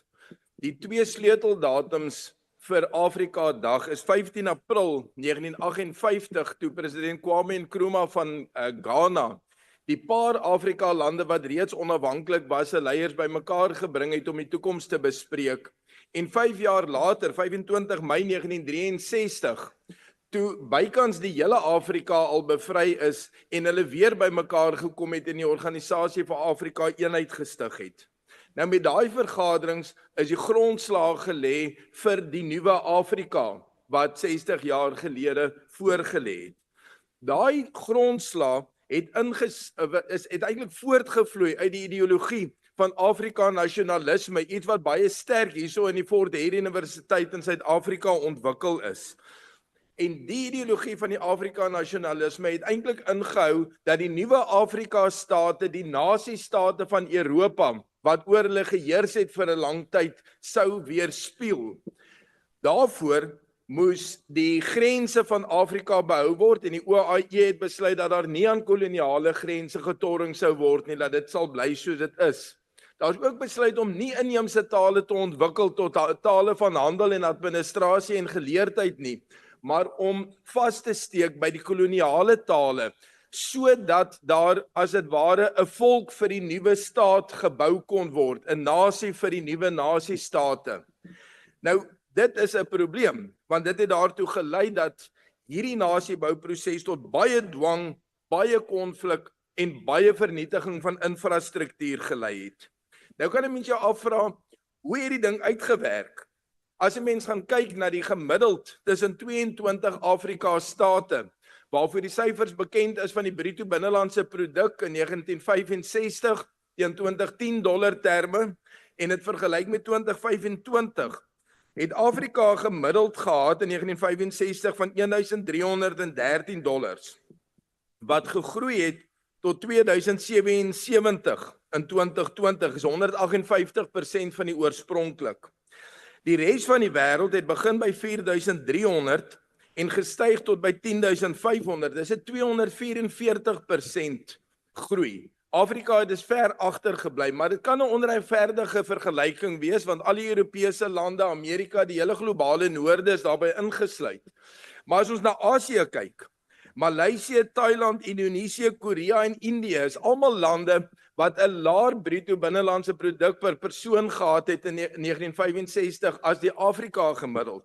Hulle sin het egter gegroei met onderskeidelik 656%, 836%, 651%, in Korea se geval 2463% en Indië 549%. In Afrika het daar iets fout gegaan. In hierdie 60 jaar het daar iets nie gebeur in Afrika nie wat elders gebeur het. Gaan dit oor die koloniale grense wat ten alle koste gehandhaaf moes word? Gaan dit oor die koloniale tale wat breed gebaseerde bemagtiging in Afrika onmoontlik gemaak het? Of gaan dit oor 'n houding ten opsigte van ekonomiese ontwikkeling wat verwoord word in die uitdrukking justice through reparations? Met ander woorde, iemand skuld Dr. Boshoff, my...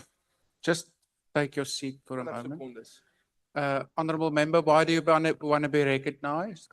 I want to raise on a point of order, House Chairperson. Yes. Chairperson, kulungile yini ukuthi lesitukulwane lesi sa Hendrik na Verwoerd kube nguye la khuluma ngale ngqoqo lesiqoqa kwe-Afrika kanti wati kahle ukuthi bantu bakubo bokhokho wakhe ngibo labamosha i-Afrika bayibulala ize ibe la lesikhona khona kunginamhlanje ngabe ngifina ngakudliwa amahlothi ahlale phansi angicabangi ukuthi kulungile ukuthi akhulume ngabe usitshela nge-Oranje ne-Kleinfontein Honorable member, ukuthi please just pause there.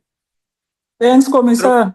Honorable member, that's not a point of order. It's a point of debate. You're trying to take further part in the debate. Your speaker has been here. It's now the opportunity of Dr. Boshoff. Dr. Boshoff, thank you. Ek sal my toespraak op 'n ander manier afsluit. Ek sal sê as ons kyk na die groei van die bruto binnelandse produk van Oranje net oor die afgelope 20 jaar, dan oortref dit alles anders en dit is miskien iets om in gedagte te hou. Baie dankie. The next speaker is the Honorable Dr. Letlape.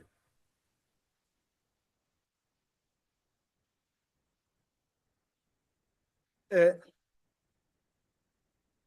a leboga modulasetulo.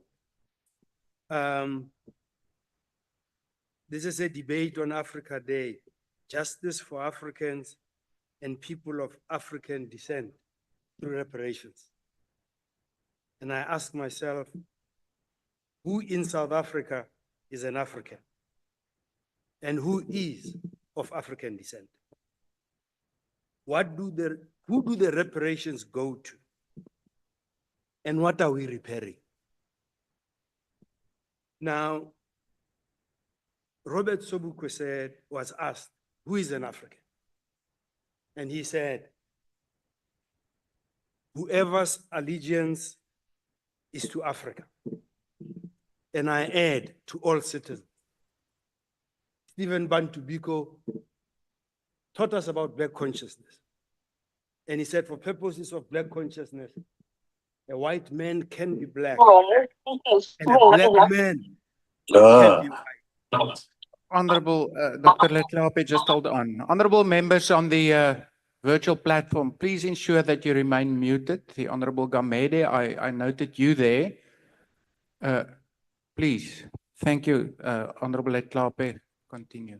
So the notion of being an African should not be about tribe, ethnicity, or race. What are we taught through the freedom that we embrace today? 1994 has turned us out to be an African nationalism, following on Afrikaner nationalism. We have failed in being united. When we sit in parliament, what we actually exhibit are the divisions amongst us. We are failing those that have gone before us. If we can't be one in this house, and if we all can't be safe in this country, then we are not worthy of the seat in the African Union. We have to understand that in this country we are unique. And our challenge is to be united as a nation. If you watched what happened in the White House. Letlape, just take your seat for a moment. Honorable member, why do you want to be recognized? Abelungu ababafuni abantu abamnyama. Abasifuni abantu abamnyama. No, honorable member, that's not a point of order. That is a point of debate.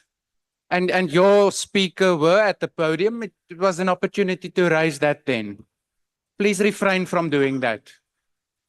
Honorable Letlape, please continue. People talk about Ubuntu coming from this land. And Ubuntu is about all humans. The fact that someone hates you does not mean you should hate them back. Teach them what love is. Teach them what being human is. And that is the task that we have in this country to build this nation. So that when we talk about reparations, We're not asking for funds that we're going to embezzle. We're not asking for funds that we're going to destroy. A lot has been said about this nation being a rich nation. And what we need to do is to ensure that these resources are spent on all of us, not some of us. We need to understand that we are in this together. I come from a party that embraces all that come from this land, all that are South African. And it is only when we work together that we will rebuild this nation, that we will stop being international darlings and domestic terrorists. We will stop being laughed at by the rest of Africa. I leave you with this. What we need to build is an Azania for all Azanians. And all in this house are Azanians. I thank you.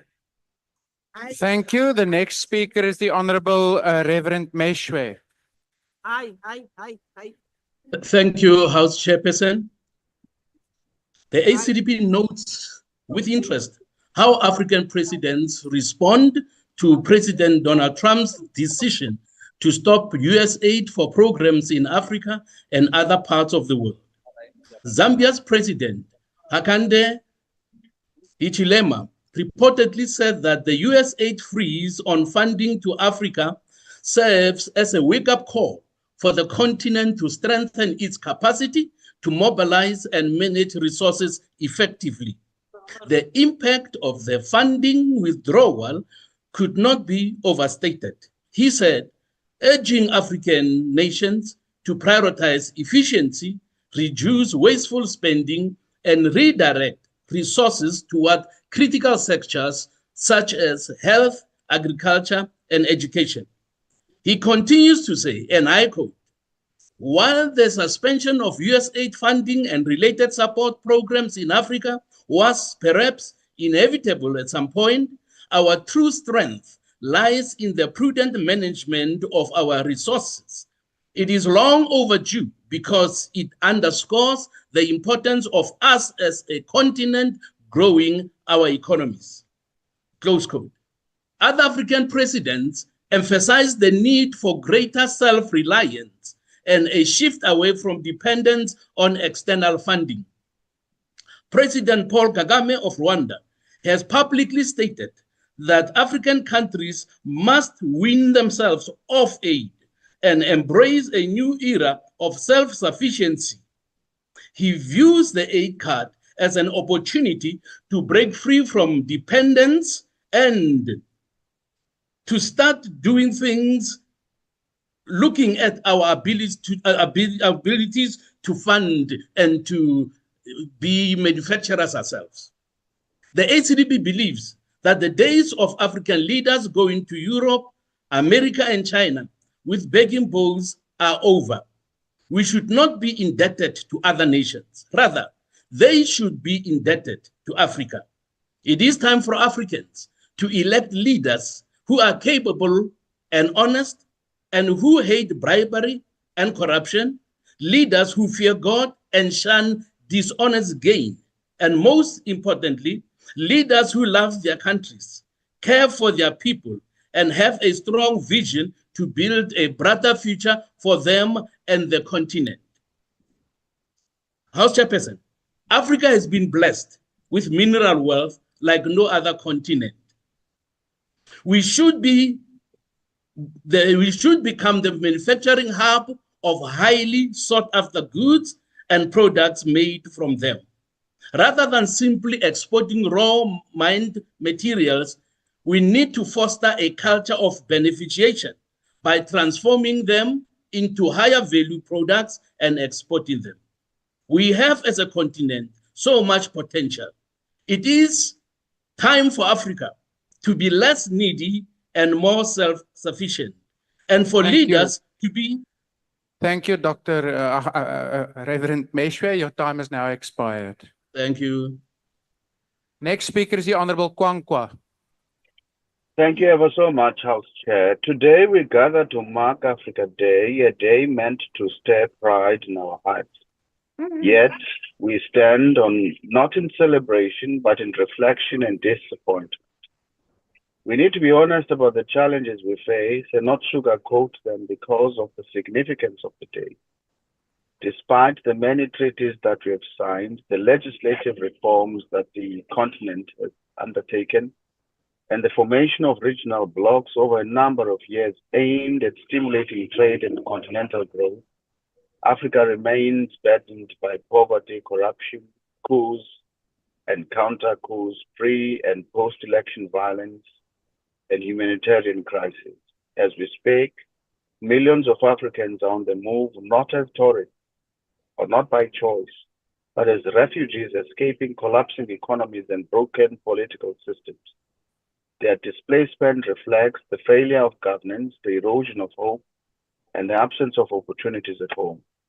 We fail to invest in beneficiation and industrialization. Intra-Africa trade remains shockingly low, or a pipe dream at only 16% compared to Europe and Asia's average of 60%. Trade investment like the African Continental Free Trade Area Agreement must be fully implemented to stimulate African economic growth, create jobs, and strengthen regional unity. Our continent is rich in minerals, but it is like a beggar on a beach of gold because we produce diamonds, we produce cobalt, oil, and boast 65% of the world's arable land. Yet we continue to export raw materials and import the same raw materials as finished products at a much higher rate while we could be processing them ourselves. The truth is, our problem is one of leadership, of poor leadership that only focuses on itself, where we have the big men of Africa only focusing on personal aggrandizement instead of the development of the African continent. This results in a situation where our people are hopeless because of empty promises, systemic corruption, and institutions that enable it with impunity. The resurgence of conflicts from South Sudan, the Democratic Republic of Congo, and many other parts of the continent continue to devastate lives, especially of women and children who bear the brunt of displacement and insecurity. These conflicts derail social justice. We must prioritize addressing the root causes, not just the symptoms of African problems. South Africa must reclaim its leading role as a port of trade, firstly for Africa, into Africa, for the world into Africa, and one that continues to export principles of democracy and human rights to the rest of the world. In order for Africa to thrive, it must shed the dependency syndrome on the West, where we go to the West with a begging bowl. We must invest our people, build technological capacity in sectors in order to build a better Africa. Thank you, House Chair. The next speaker is the Honorable Ghana.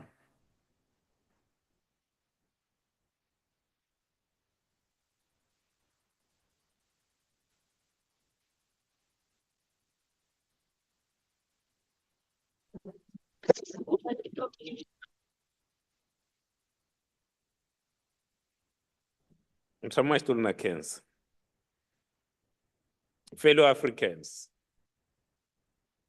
our continent was once referred to as the dark continent to reinforce the mischaracterization of it being a backward and undiscovered continent where allegedly bad things are happening. That required the intervention of colonialists to shed light upon it in order to bring it into the modern era and uncover its mineral, cultural, knowledge, and human resources. This was never the case. This was never the case then, and it is not the case today. And Africa for and by Africans is being built, and it is rising. But to go beyond this being just a rallying call, we must unshackle ourselves from feelings of inadequacy and move towards a unity of purpose as an Africa determined to be a continent that exports its knowledge, culture, and refined resources. Africa must rise, and Africa is rising, which is our continent. And it's up to this generation of leaders to hand over to the next generation an Africa that is safe, an Africa that is prosperous, equal, and united. And I must say, honorable members, it starts with us. It starts with us here in South Africa, working with the rest of the continent. We must use our presidency of the G20 with or without the support of other countries as an opportune moment to demand, but not negotiate, but demand the establishment of Africa as a leader and a sought-after global partner. We must confidently and unapologetically promote Africa's development, peace and security, the independence, unity, and regional integration. We must do this while also publicly condemning and acting upon leaders on the continent who do not align with this vision. Most of our trade, 85% of it, is traded with the rest of the world, whilst intra-Africa trade remains underdeveloped. As Africa, we must fully unlock our full potential using the African Continental Free Trade Agreement by investing in logistics, linkages between African countries, especially road and rail infrastructure, and establish an intra-African economy that has a stronger belief and mandate to export processed and high value-added products. Thank you. The next speaker is the Honorable Maimane.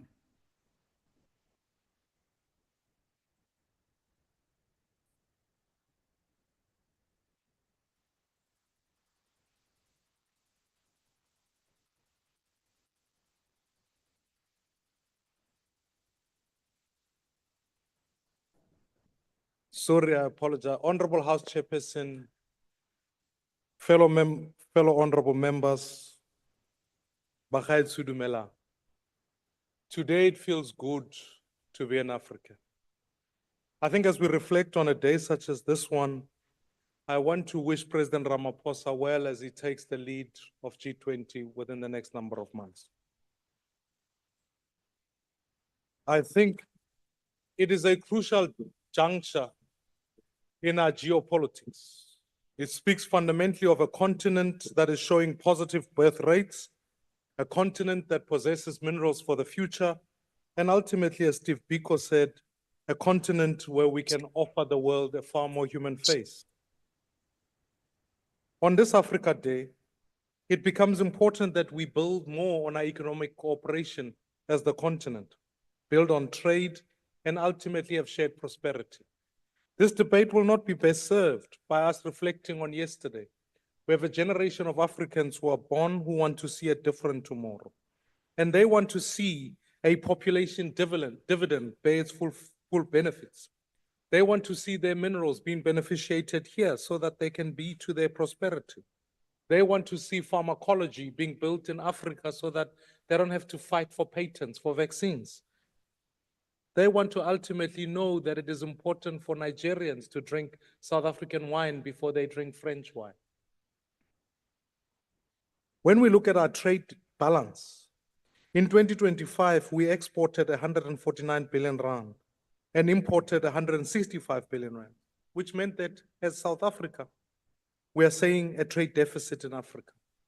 I challenge us as members of parliament to say if we are going to, as yesterday it became quite clear that the three top economies in Africa are South Africa, Egypt, and Nigeria. Our gross capital formation is lower than theirs, our rate of investment is lower than theirs, our rate of murder is higher than theirs. We need to take a leadership role here and be able to be the gateway into Africa. We can maximize the Africa Free Continental Trade Area and a single market and ultimately see a combined GDP of over 3 billion rands. Fellow Africans, fellow South Africans, now is the time for us to industrialize. Ethiopia is showing us that they're leveraging AGOA in the same way we could. South Korea showed us they can export credit financing and double manufacturing. Nothing is stopping us as South Africa from being able to do. The ultimate organizing vision is for us to become the battery center of the world. So as we transition into the next industrial economy, South Africa can be at the forefront of that. This is our dream. Let us be the continent that thrives for the future. I thank you. Thank you. The next speaker is the Honorable Hassan.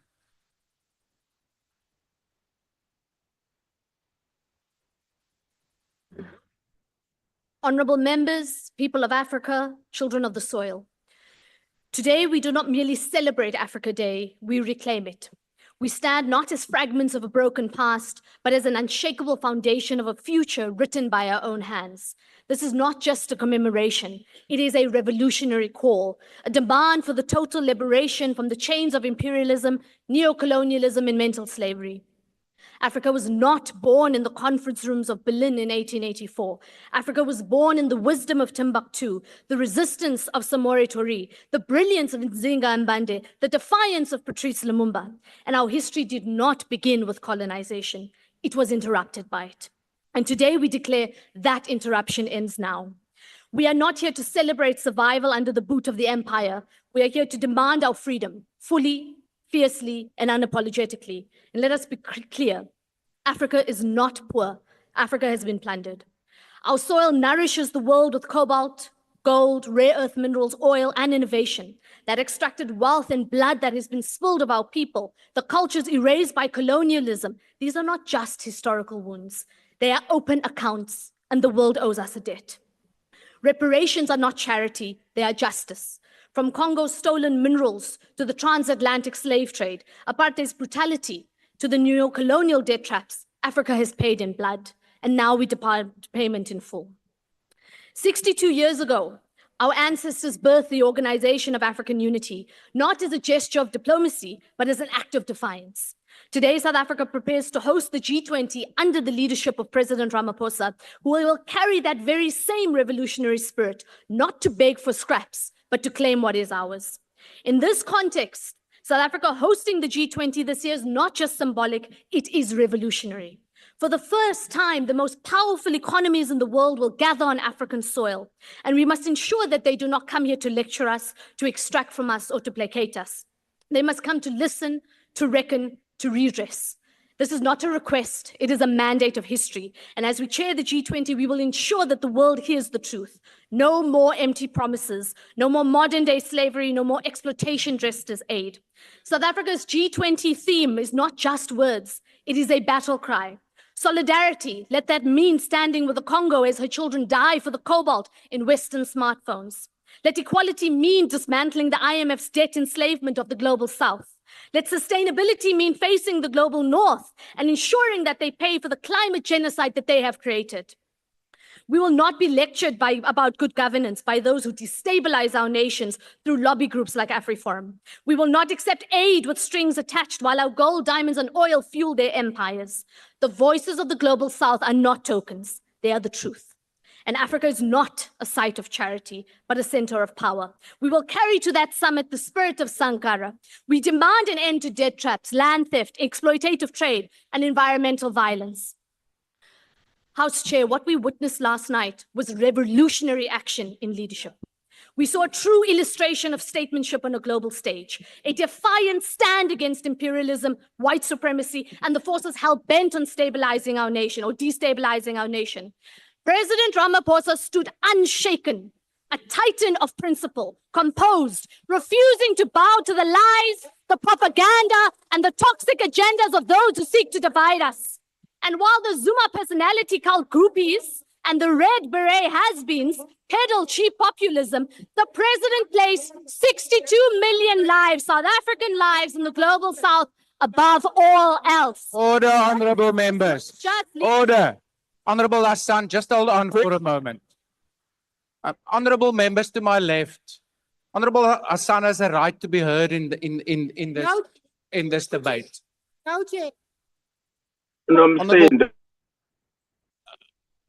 Honorable Paulson, before I come to you,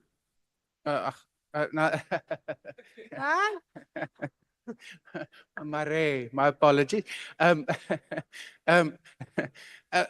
There were hands to my right. Do you still need to be recognized? Honorable Skosana. Yeah, no, thank you very much, Honorable Chair. The honorable members of the EFF, of the MKP. The MKP, they were very excited Chair. Order, honorable members. They were very excited when Honorable Hassan started to speak, they were excited saying Kwazam Konto. What's the Now they are point of drowning order? her. What's the point of Okay. order? Can we please What's the protect point her? of order? Thank you.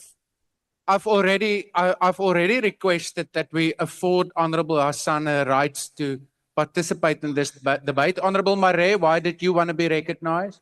Thank you, Chairperson. Chairperson, it is not the people on this side.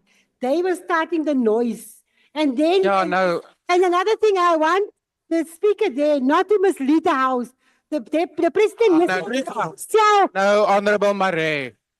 The first part I'll give you and I'll deal with that just now, but please don't insert yourself into the debate contrary to the rules. Honorable members to my right, it is indeed so that you also at some point, maybe because of support, were very vocal. And maybe that also contributed to the need to my left to be vocal. May I plead with everyone to afford Honorable Hassan the right to be heard? Please proceed, Honorable Hassan. House Chair. House Chair. Yeah. Yes, thank you, Chair. Yes, Honorable Maud. Yes, we want to listen to her debate, but she must not try us. She must not try. No, Honorable Maotwe. Please. You must Honorable protect us Maotwe. from her, Chair. Otherwise we'll have no option but to protect ourselves. Please. Yeah, no, Honorable Maotwe, that's not an intervention that comes down to either a question or a point of order. It's just being ill-disciplined on the virtual platform. Please don't do that. Order, honorable members. Everyone now. Let's allow Honorable Hassan. Point of Thanks, order, House Chair. Chair. Maybe Point just of to order, be Chair. clear, I said red beret Point of has order, Chair. been. Honorable Hassan, my apologies. There's a point of You order. see she's starting. You see she's starting, Chair. Honorable Maotwe, this is now the second time. If you do it again, I'm going to ask that you be removed from the virtual platform.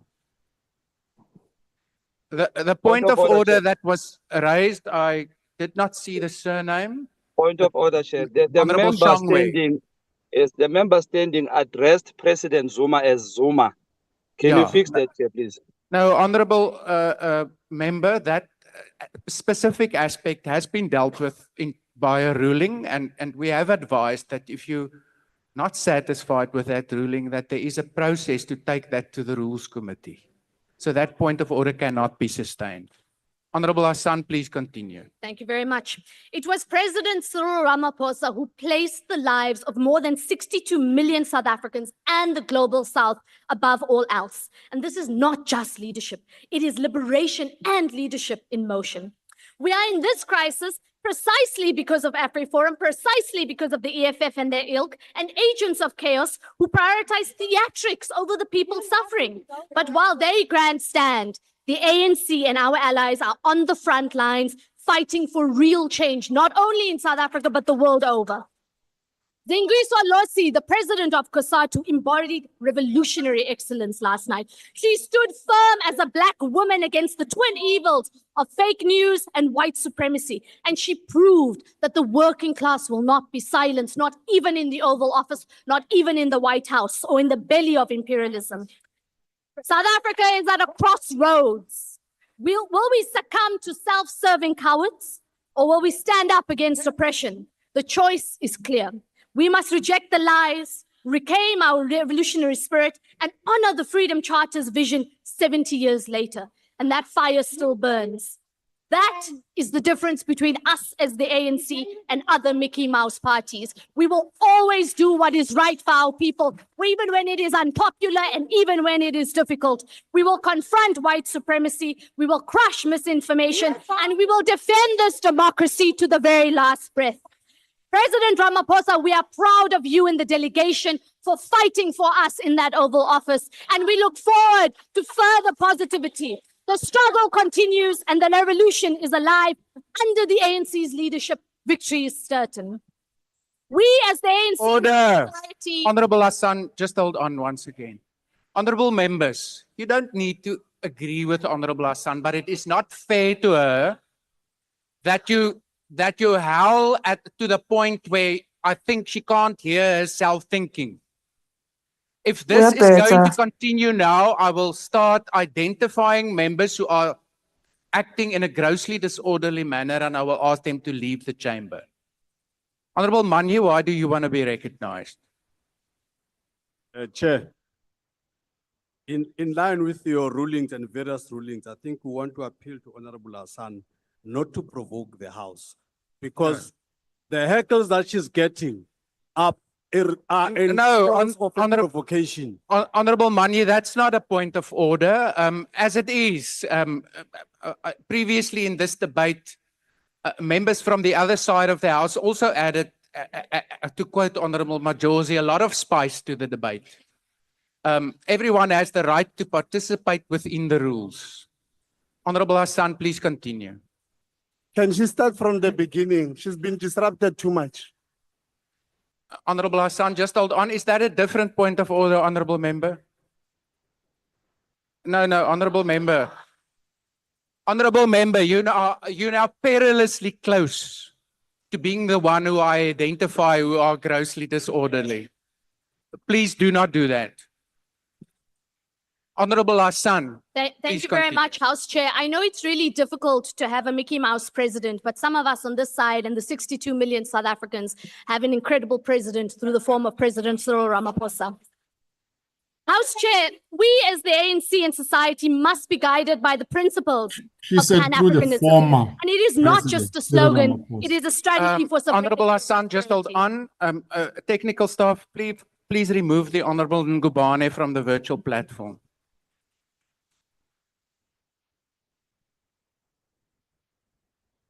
My time is still moving.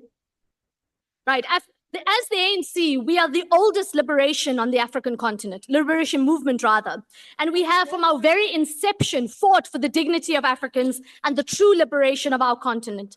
We have carried this baton for over 100 years, and we will continue to do so for the next 100.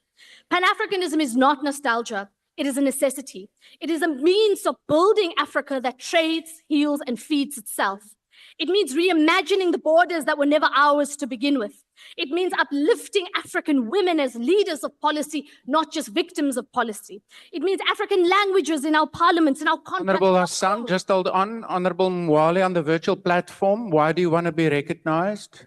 Sihlalo, ngicela ukubuza ukuthi umkhiphelani u-Honorable Ngubane ngoba awukazi umkhuze futhi bengakazi aphazamise. Umkhiphelani kwi-platform. Honorable Member, thank you. I have issued a warning that I will start identifying grossly disorderly members, and I've done so. If Honorable Ngubane or the party is dissatisfied with the ruling, they can take it to the Speaker and the Rules Committee. Honorable Hassan, please continue. Let this year be the year that Africa does not whisper at the edges of global power, but leads with clarity, courage, and conviction. Let us walk into this G20 summit, not with deference, but with demands, not begging for inclusion, but building new institutions, not seeking permission, but setting the agenda. Africa is the youngest continent in the world. The majority of us are under the age of 35. House Chair, I speak not just for my generation, but for the unborn children who must inherit an Africa that is not bleeding, but breathing. Africa Day has not become a photo op or press release. It must become a call to arms for us as young people who are told to wait our turn. For the young people who are demanding land, jobs, and justice. For the artists, the farmers, the healers, and the fighters, whose very existence is an act of rebellion. Africa Day must be a rebuke of that. We are not ready. We are more than ready. To the youth of Africa, we are not the leaders of tomorrow. We are the generation of now. Take up the mantle of Cabral, of Fanon, of Thomas Sankara, and finish the work that they began. Let us build, create, and resist. From Congo to Palestine, from Haiti to Harlem, the struggle is one. We stand with all who fight against imperialism, because our freedom is bound together. We condemn the puppets who sell our land, our resources, and our dignity for crumbs of foreign powers. Africa's wealth must serve Africa's people, first, last, and always. Honorable members, the time for empty speeches is over. Africa will not rise by begging. She will rise by taking what is hers. Let this parliament not be a chamber of compromise, but a battlefield of bold action.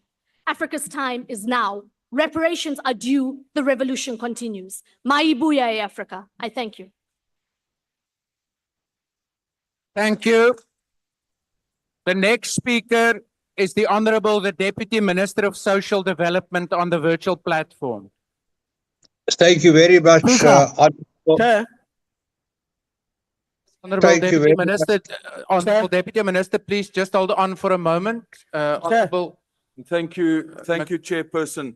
Chairperson, I am rising on this matter immediately after this, because the incident I want to raise refers to what happened during the last speaker, and I'll tell you what the point of order is.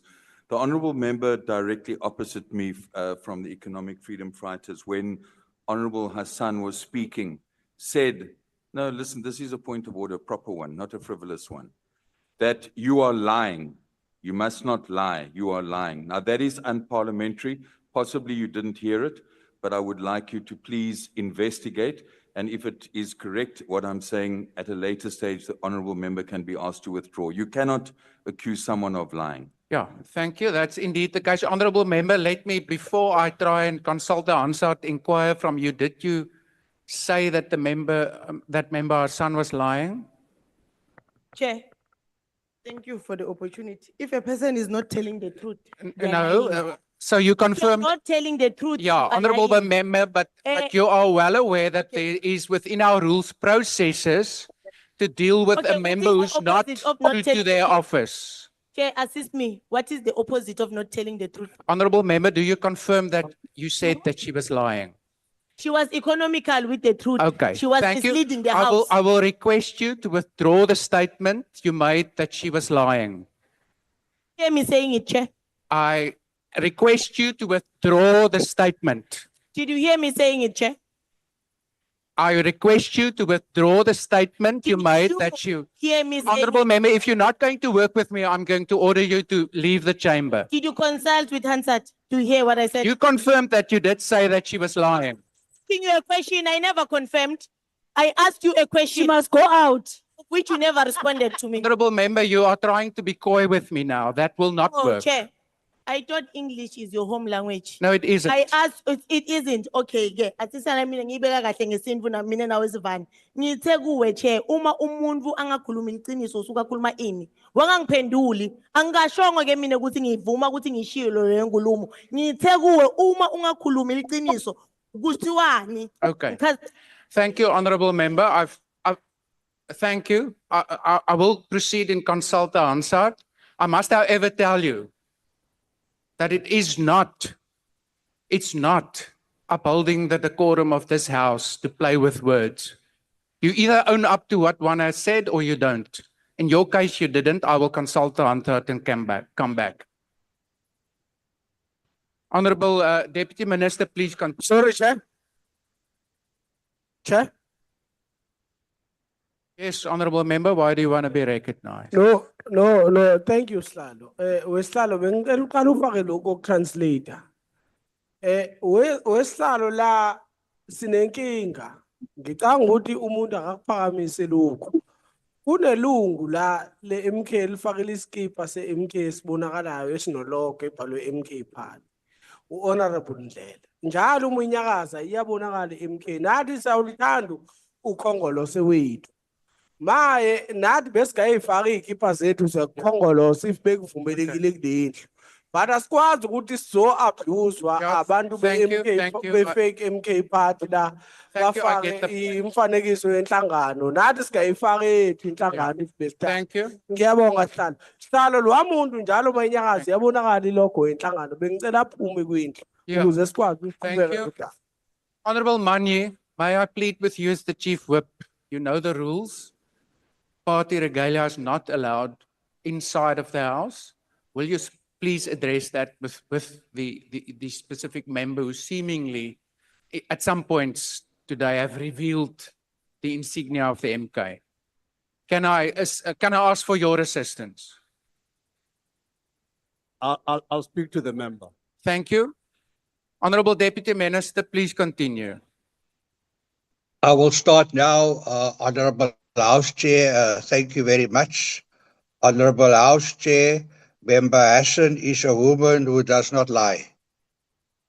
President Ramaphosa also kept his word, which he stated in the State of the Nation address: South Africa will not be bullied. Honorable House Chair, South Africa will also not be bullied not to fight for reparations in the next 30 years of our democracy.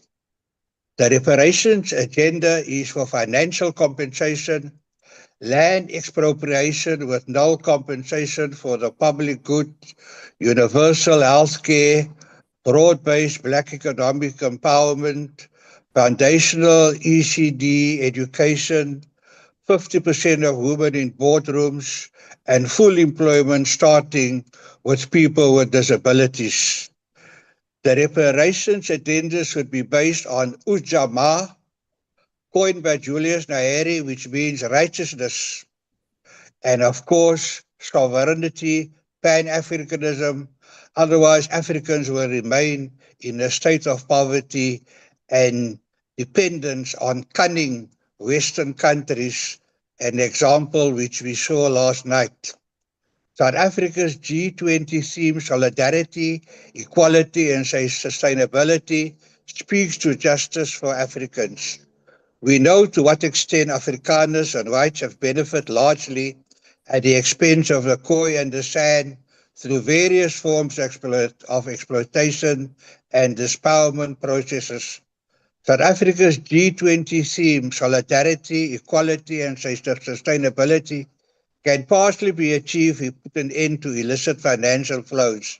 A 2023 report by the Organization for Economic Cooperation and Development estimates that billions of dollars in illicit financial flows leave South Africa every year, equivalent to 50% of our GDP, if not more. In South Africa, it was the biggest mistake by those who fought for our democracy not to demand reparations. By leaving a return of the land and taking over the economy for another days, those who oppress us are today 7 times richer, and a fringe group actually claim a genocide. Demographically speaking, more Africans are murdered than Afrikaners and whites.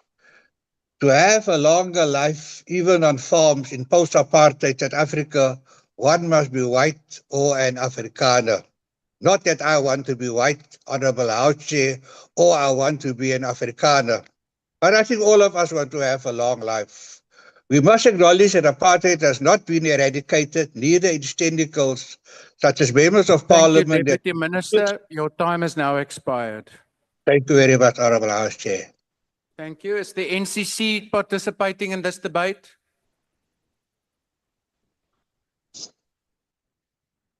I don't see them. Then I recognize the Honorable Maglatsi.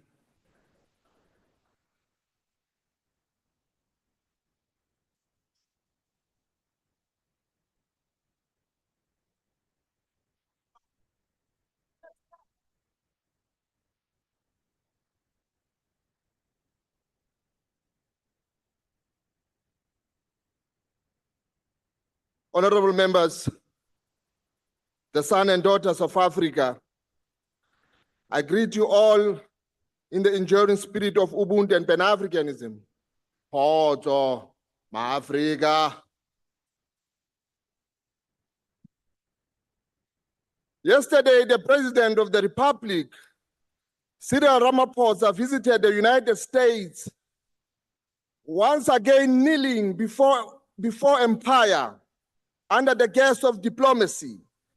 This visit wrapped in protocol but soaked in historical submission, reaffirming CODESA's betrayal, a platform orchestrated and moderated by the imperialist power to sell the soul and the struggle of African nations in 1994. CODESA was not a miracle. It was managed concession. It was the codified preservation of the settler power under African face. Yesterday's humiliation display in Washington is nothing but a recommitment to that original sin. An insult to the blood of Biko, Sobukwe, Pani, who died believed that black liberation was not negotiable. Ma-Afrika, today I rise not merely as an African, but as a South African, but as an African, voice echoing the crisis of centuries, the crisis of justice, dignity, and redress. The G20 has called upon us to reflect on solidarity, equality, and sustainability. But we must ask, how can there be solidarity without historical justice? How can there be equality while colonial wounds fester? How can we speak of sustainability when the entire generation of Africans and people of African descent are unsustainably robbed their land, labor, and life itself? The African teach us that the faith of one African is bound to the destiny of all. From Cape to Cairo, Dakar to Durban, Agra to Addis Ababa, the chains of slavery, colonialism, neo-colonialism were forged in unison. Therefore, justice we seek must also be continental and global in its scope. Reparations are not merely about money. They are about recognition, restoration, and reconstruction. Rebuild what was destroyed spiritually, culturally, economically, and politically. Let us remember that Europe and North America built the Industrial Revolution on the back of African slaves and stolen minerals.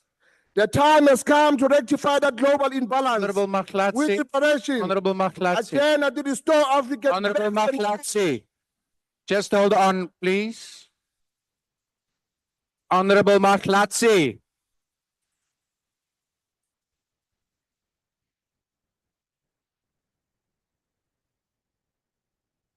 The next speaker is the Honorable Smith. Order.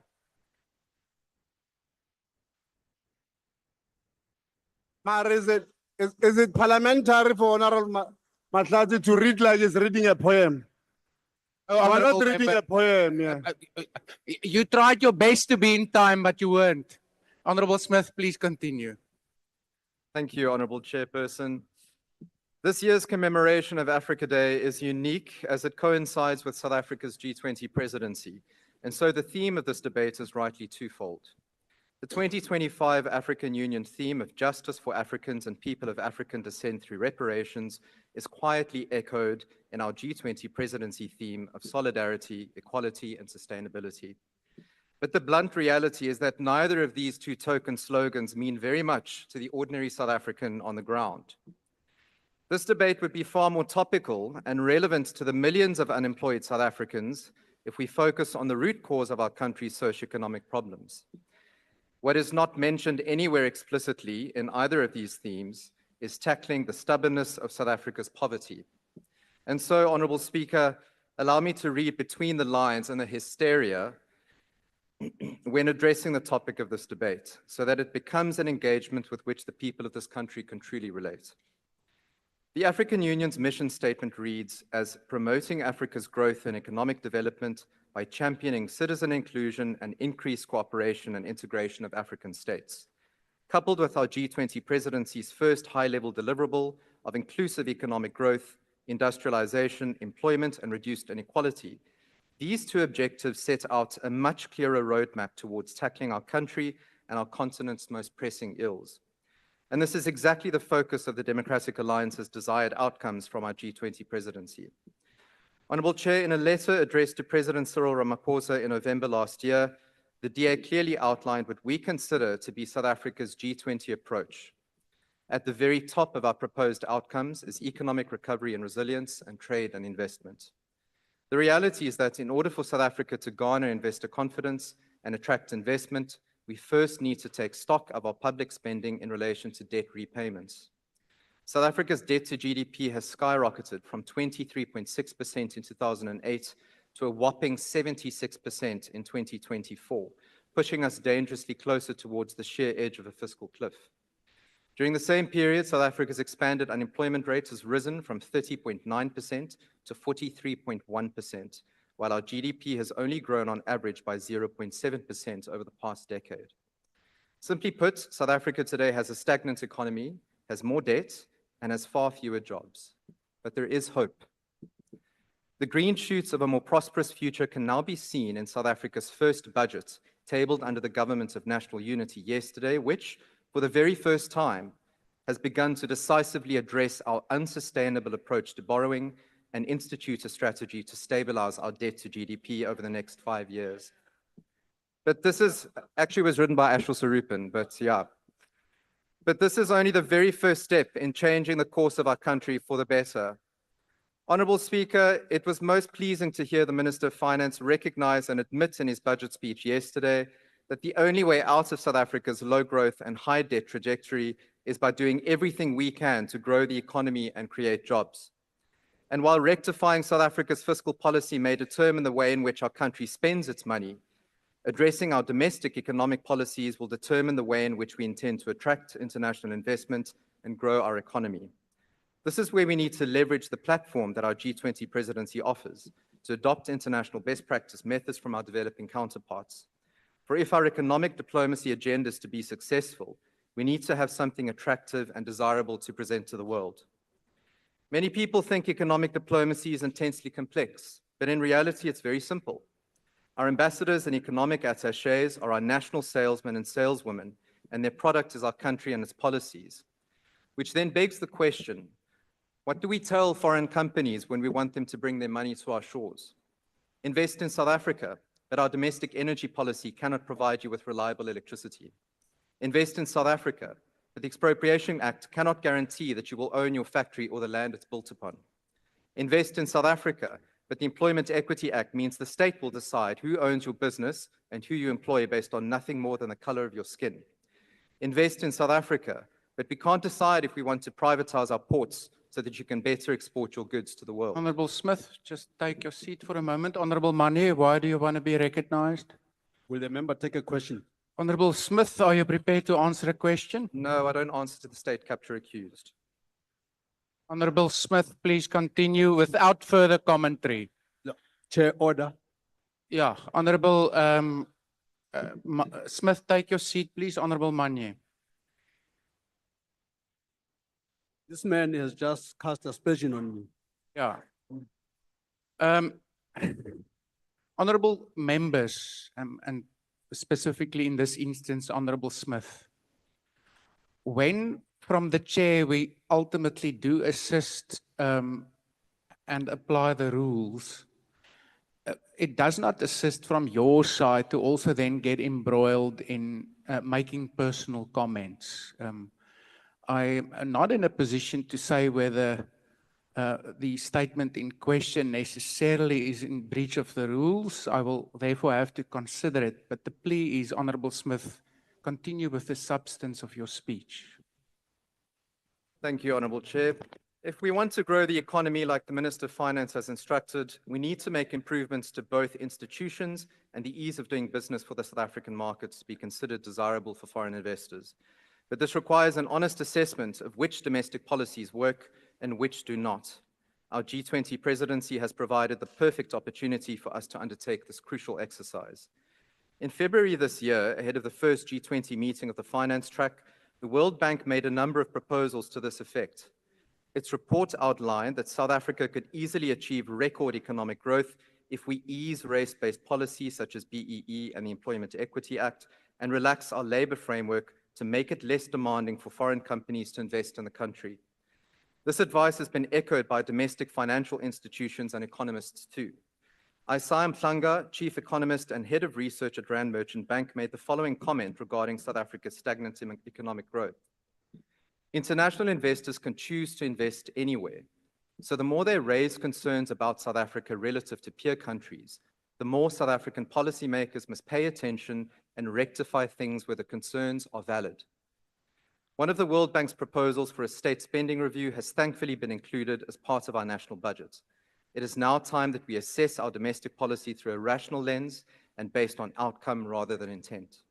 If more South Africans are poorer and unemployed today, We must ask ourselves if the policies implemented over the last 10 to 15 years are actually working. And if they are not, we must... Chair, my hand is raised. Honorable Smith, please just pause for a moment. Who is it on the virtual platform? Mr. Molefe, why do you want to be recognized? Well, the speaker has said Honorable Manye is a state capture accused. He has to bring a substantive motion. No. Honorable Molefe, I don't know whether you didn't pay attention. Honorable Manye has raised a point of order in respect of that matter, and I have said that I will consider the matter and come back with a ruling. I don't need it to be repeated for it to be there. Okay, Honorable Chair, I Smith. did not hear you say that you will come with a ruling. Yeah. Honorable Smith, please continue. Sound domestic policy is not judged by its intent, but by the quality of its outcome. And South Africans don't need revolutionary platitudes and progressive rhetoric when it's only making their lives worse. Honorable Speaker, international trade and investment must also be fast-tracked on a regional basis as a point of departure for a more integrated continental economy. We must push for the necessary reforms to implement the African Continental Free Trade Area and reform the Southern African Customs Union to address imbalances in revenue sharing, stimulate regional economic growth, and ensure the Union's long-term viability. Honorable Chair, as we commemorate the founding of the African Union and South Africa's G20 presidency this year, we must put this window of immense international opportunity to good use. South Africa must use our G20 presidency to reassess and overhaul our domestic policy suite to transform our country into a desirable investment destination. We must then pursue an aggressive economic growth and job creation agenda. But we must also use this opportunity to reassess our role in Southern Africa and Africa at large as we embark on the project to build an inclusive and integrated African economy. South Africans don't need more slogans and rhetoric. We don't need more bad policy because it helps ideologues sleep at night. And we do not need a government that does not learn from its mistakes. We need a government that is honest. We need a government whose policies are not driven by ideology, but by logic, common sense, and economic literacy. And we need the government of national unity to prove through its policy agenda that it is serious about growth and investment. Anything else is simply another box-ticking exercise for this parliament, and one more thing that millions of unemployed South Africans simply cannot afford. Thank you.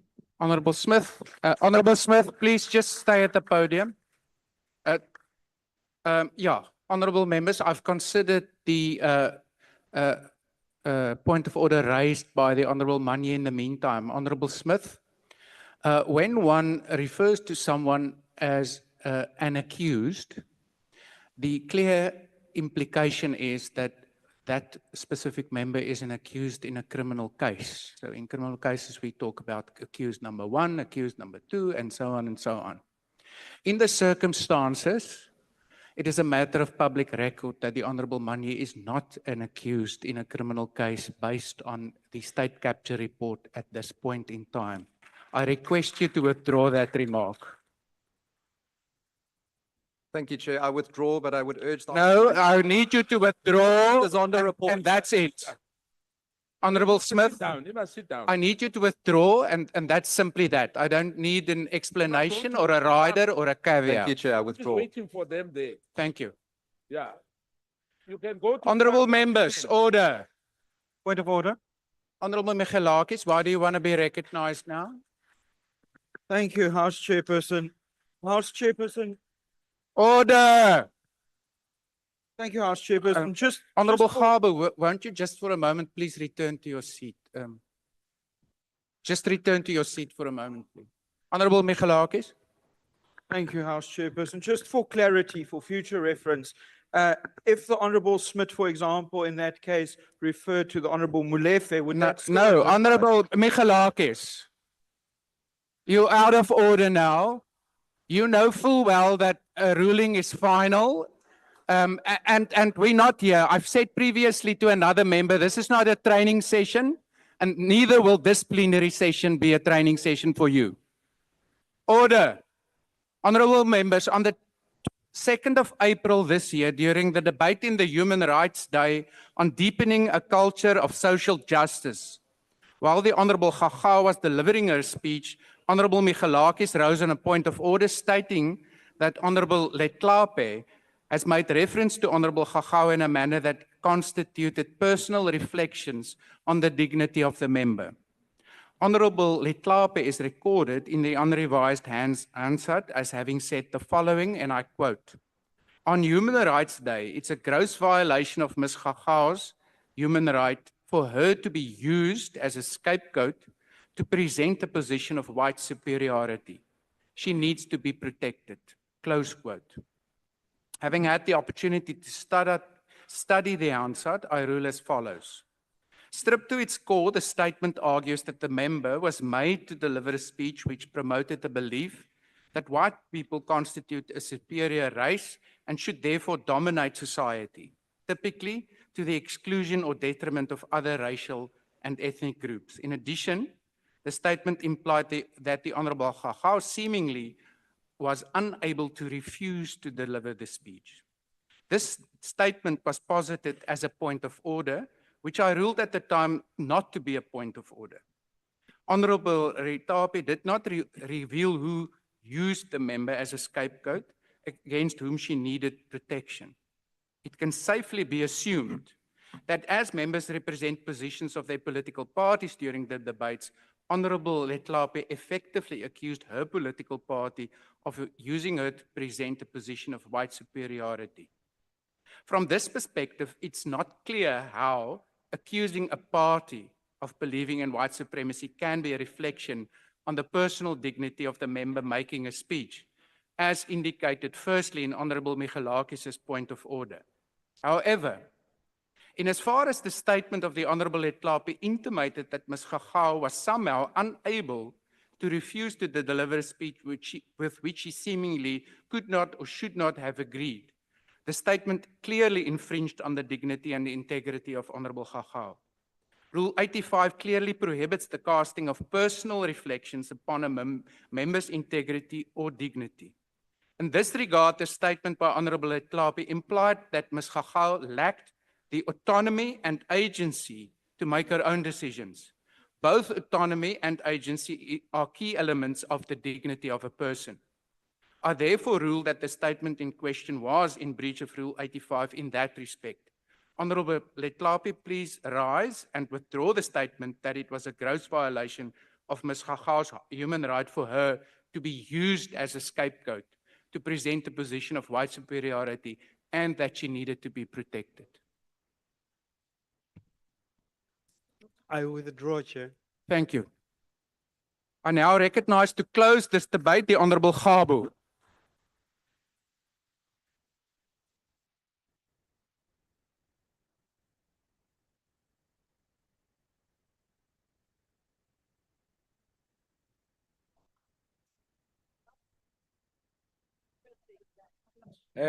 Thanks, House Chair. Honorable members, I would like to start by reminding us all of our pledge to work diligently towards creating a better Africa and a better world. This is an important principle for those who suffered under the chains of colonialism and apartheid. Yesterday's meeting between President Ramaphosa and President Trump was a moment of clarity on a global stage. Our president used the opportunity to reaffirm that South Africa remains a country governed by the rule of law, where the rights of all who live within our borders are protected by a progressive constitution. His message was very clear.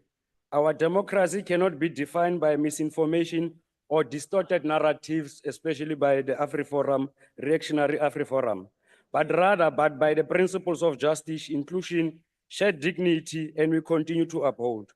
And as the Freedom Charter boldly declares, South Africa belongs to all those who live in Literal Tlapa, black and white.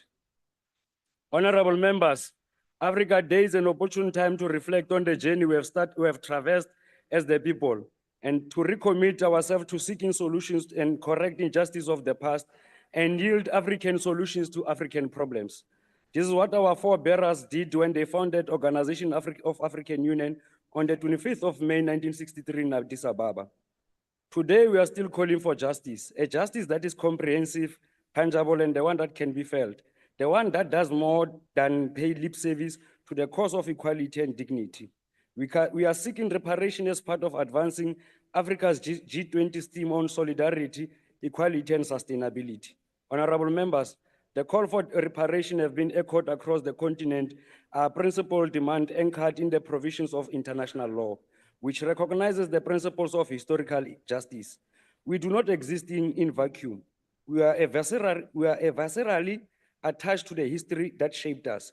Those of us who have been beaten down by colonialism and apartheid have risen. It has taken us generation, but here we are. We are standing, still smarting under its effects, but united in our assertion of humanity and our right to justice. What our forebearers suffered, we are going to correct. Our claim is not outlandish, but firmly rooted in international law and United Nations Charter. As the United Nations has declared, a transatlantic slave trade and colonialism and apartheid were declared crimes against humanity and a cruel and a systematic way of dispossessing enormous numbers of people, their land, possession, and humanity. The industrialized economies of the global north were built on the backbone of African people. The continent remains undeveloped because of the extraction of our mineral resources and the exploitation of our labor, leaving the continent excluded from the productive sectors of the world economy. It is in this context that we approach the theme of reparative justice. Even at the most basic level, justice demands that a crime committed, no matter how long ago, be brought to light, and that justice is served in a way deemed most appropriate to the circumstances. In this case, we seek reparation, not in a punitive way, but as an expression of simple justice. There has to be accountability for historical crimes. Reparations have to be made where untold suffering was caused, especially given the effects that still run so deep. Our continent suffered for centuries under racial dispossession. This dispossession was not only economical, but also cultural. Most of our treasured culture, beliefs, and practices were eroded. This was a deliberate move to add indirect rule to direct rule and ensure internal weakening of our resistance. With our core belief and culture attacked, derided and weakened through domination, the only way to reclaim our status as people was to gallantly fight against an oppressive, heartless system that kept us under the boot through successive generations. Reparation also speaks to financial disenfranchisement. Financial means to make it possible for the marginalized communities to thrive again. And this also by imposing export quotas on our raw minerals is another way of restoration of dignity and the construction of better Africa for the future of Africans, especially based on solutions that were provided by Africans themselves. Making use of our minerals would be another way of uniting Africa and making it a better continent. As members of this House, it is essential that we play a leading role in restructuring the uneven distribution of economic development by dismantling the legacies of colonial hierarchies. We need to replace these hierarchies with a system that reflects the aspiration of our people in a rules-based social economic system that recognizes the essential worth of every human being. Honorable members, South Africa was not alone in initiating a dialogue on reparation. Our plight and our call is echoed by numerous voices in African diaspora and across the global South. In 2021, African Union resolved on a declaration for a renewed call for restorative justice. Honorable members, since its formation in 1912, the African National Congress has been committed to the principles of Pan-Africanism. Our vision to unite the oppressed from all walks of life on this basis. And on this basis, we have forged progressive alliance throughout the continent and the world. When we were banned in the 1960s, we had to undergo external mission. We found solidarity and training among countries such as Ghana, Tanzania, Algeria, and others, just to mention a few, who hosted our representatives and allowed us to set up military camps within their borders. We cannot forget the African unity that carried us through the darkest periods of our exile when we waged an armed struggle on the domestic front. The same solidarity with our African brothers and sisters propels us in our call for reparations. We do this not only for ourselves, but also for those who have suffered under the jackboot of colonialism and are still feeling the effects, no matter how much our detractors would like us to dismiss this idea. As one of the most successful economies in the continent, we've got a moral duty to show leadership in this regard, especially when it speaks of consolidating the power of Africa. Honorable members, in multilateral platforms such as African Union, United Nations, and now as chair of the G20, we must continue to advance the call that seeks to promote global reforms, especially for countries in the global south. As a house, we acknowledge the strides made by institutions such as African Union and must build upon them. Agenda 2063 of the African Union places heritage restoration at the center. South Africa needs to be at the forefront of this financial and cultural reparation. In closing, honorable members, it is our duty to ensure Africa Day is not only symbolic, but also becomes a day of substantial action in the cause for Africa. The time has come for Africans to contribute to the current world order by being recognized and reclaiming their rightful place in the world affairs. We applaud the recent decisions by African countries like Namibia, including Benin, Africa's top cotton producer, to stop exporting raw cotton to enhance their textile industry as part of contributing to programs that will then create employment and build industries that will then resolve challenges of Africa in a means of historical way. May Africa Day be a reminder for who we are as people and what we can achieve when we are working together. As President Ramaphosa often reminds us, Africa's time has come and it is up to us to make it a reality. And this is a clarion call to young people that Africa has become young. The time has arrived that young people must rise to the positions of power and influence as a way of taking the agenda of Africa to its logical conclusion. Thank you very much.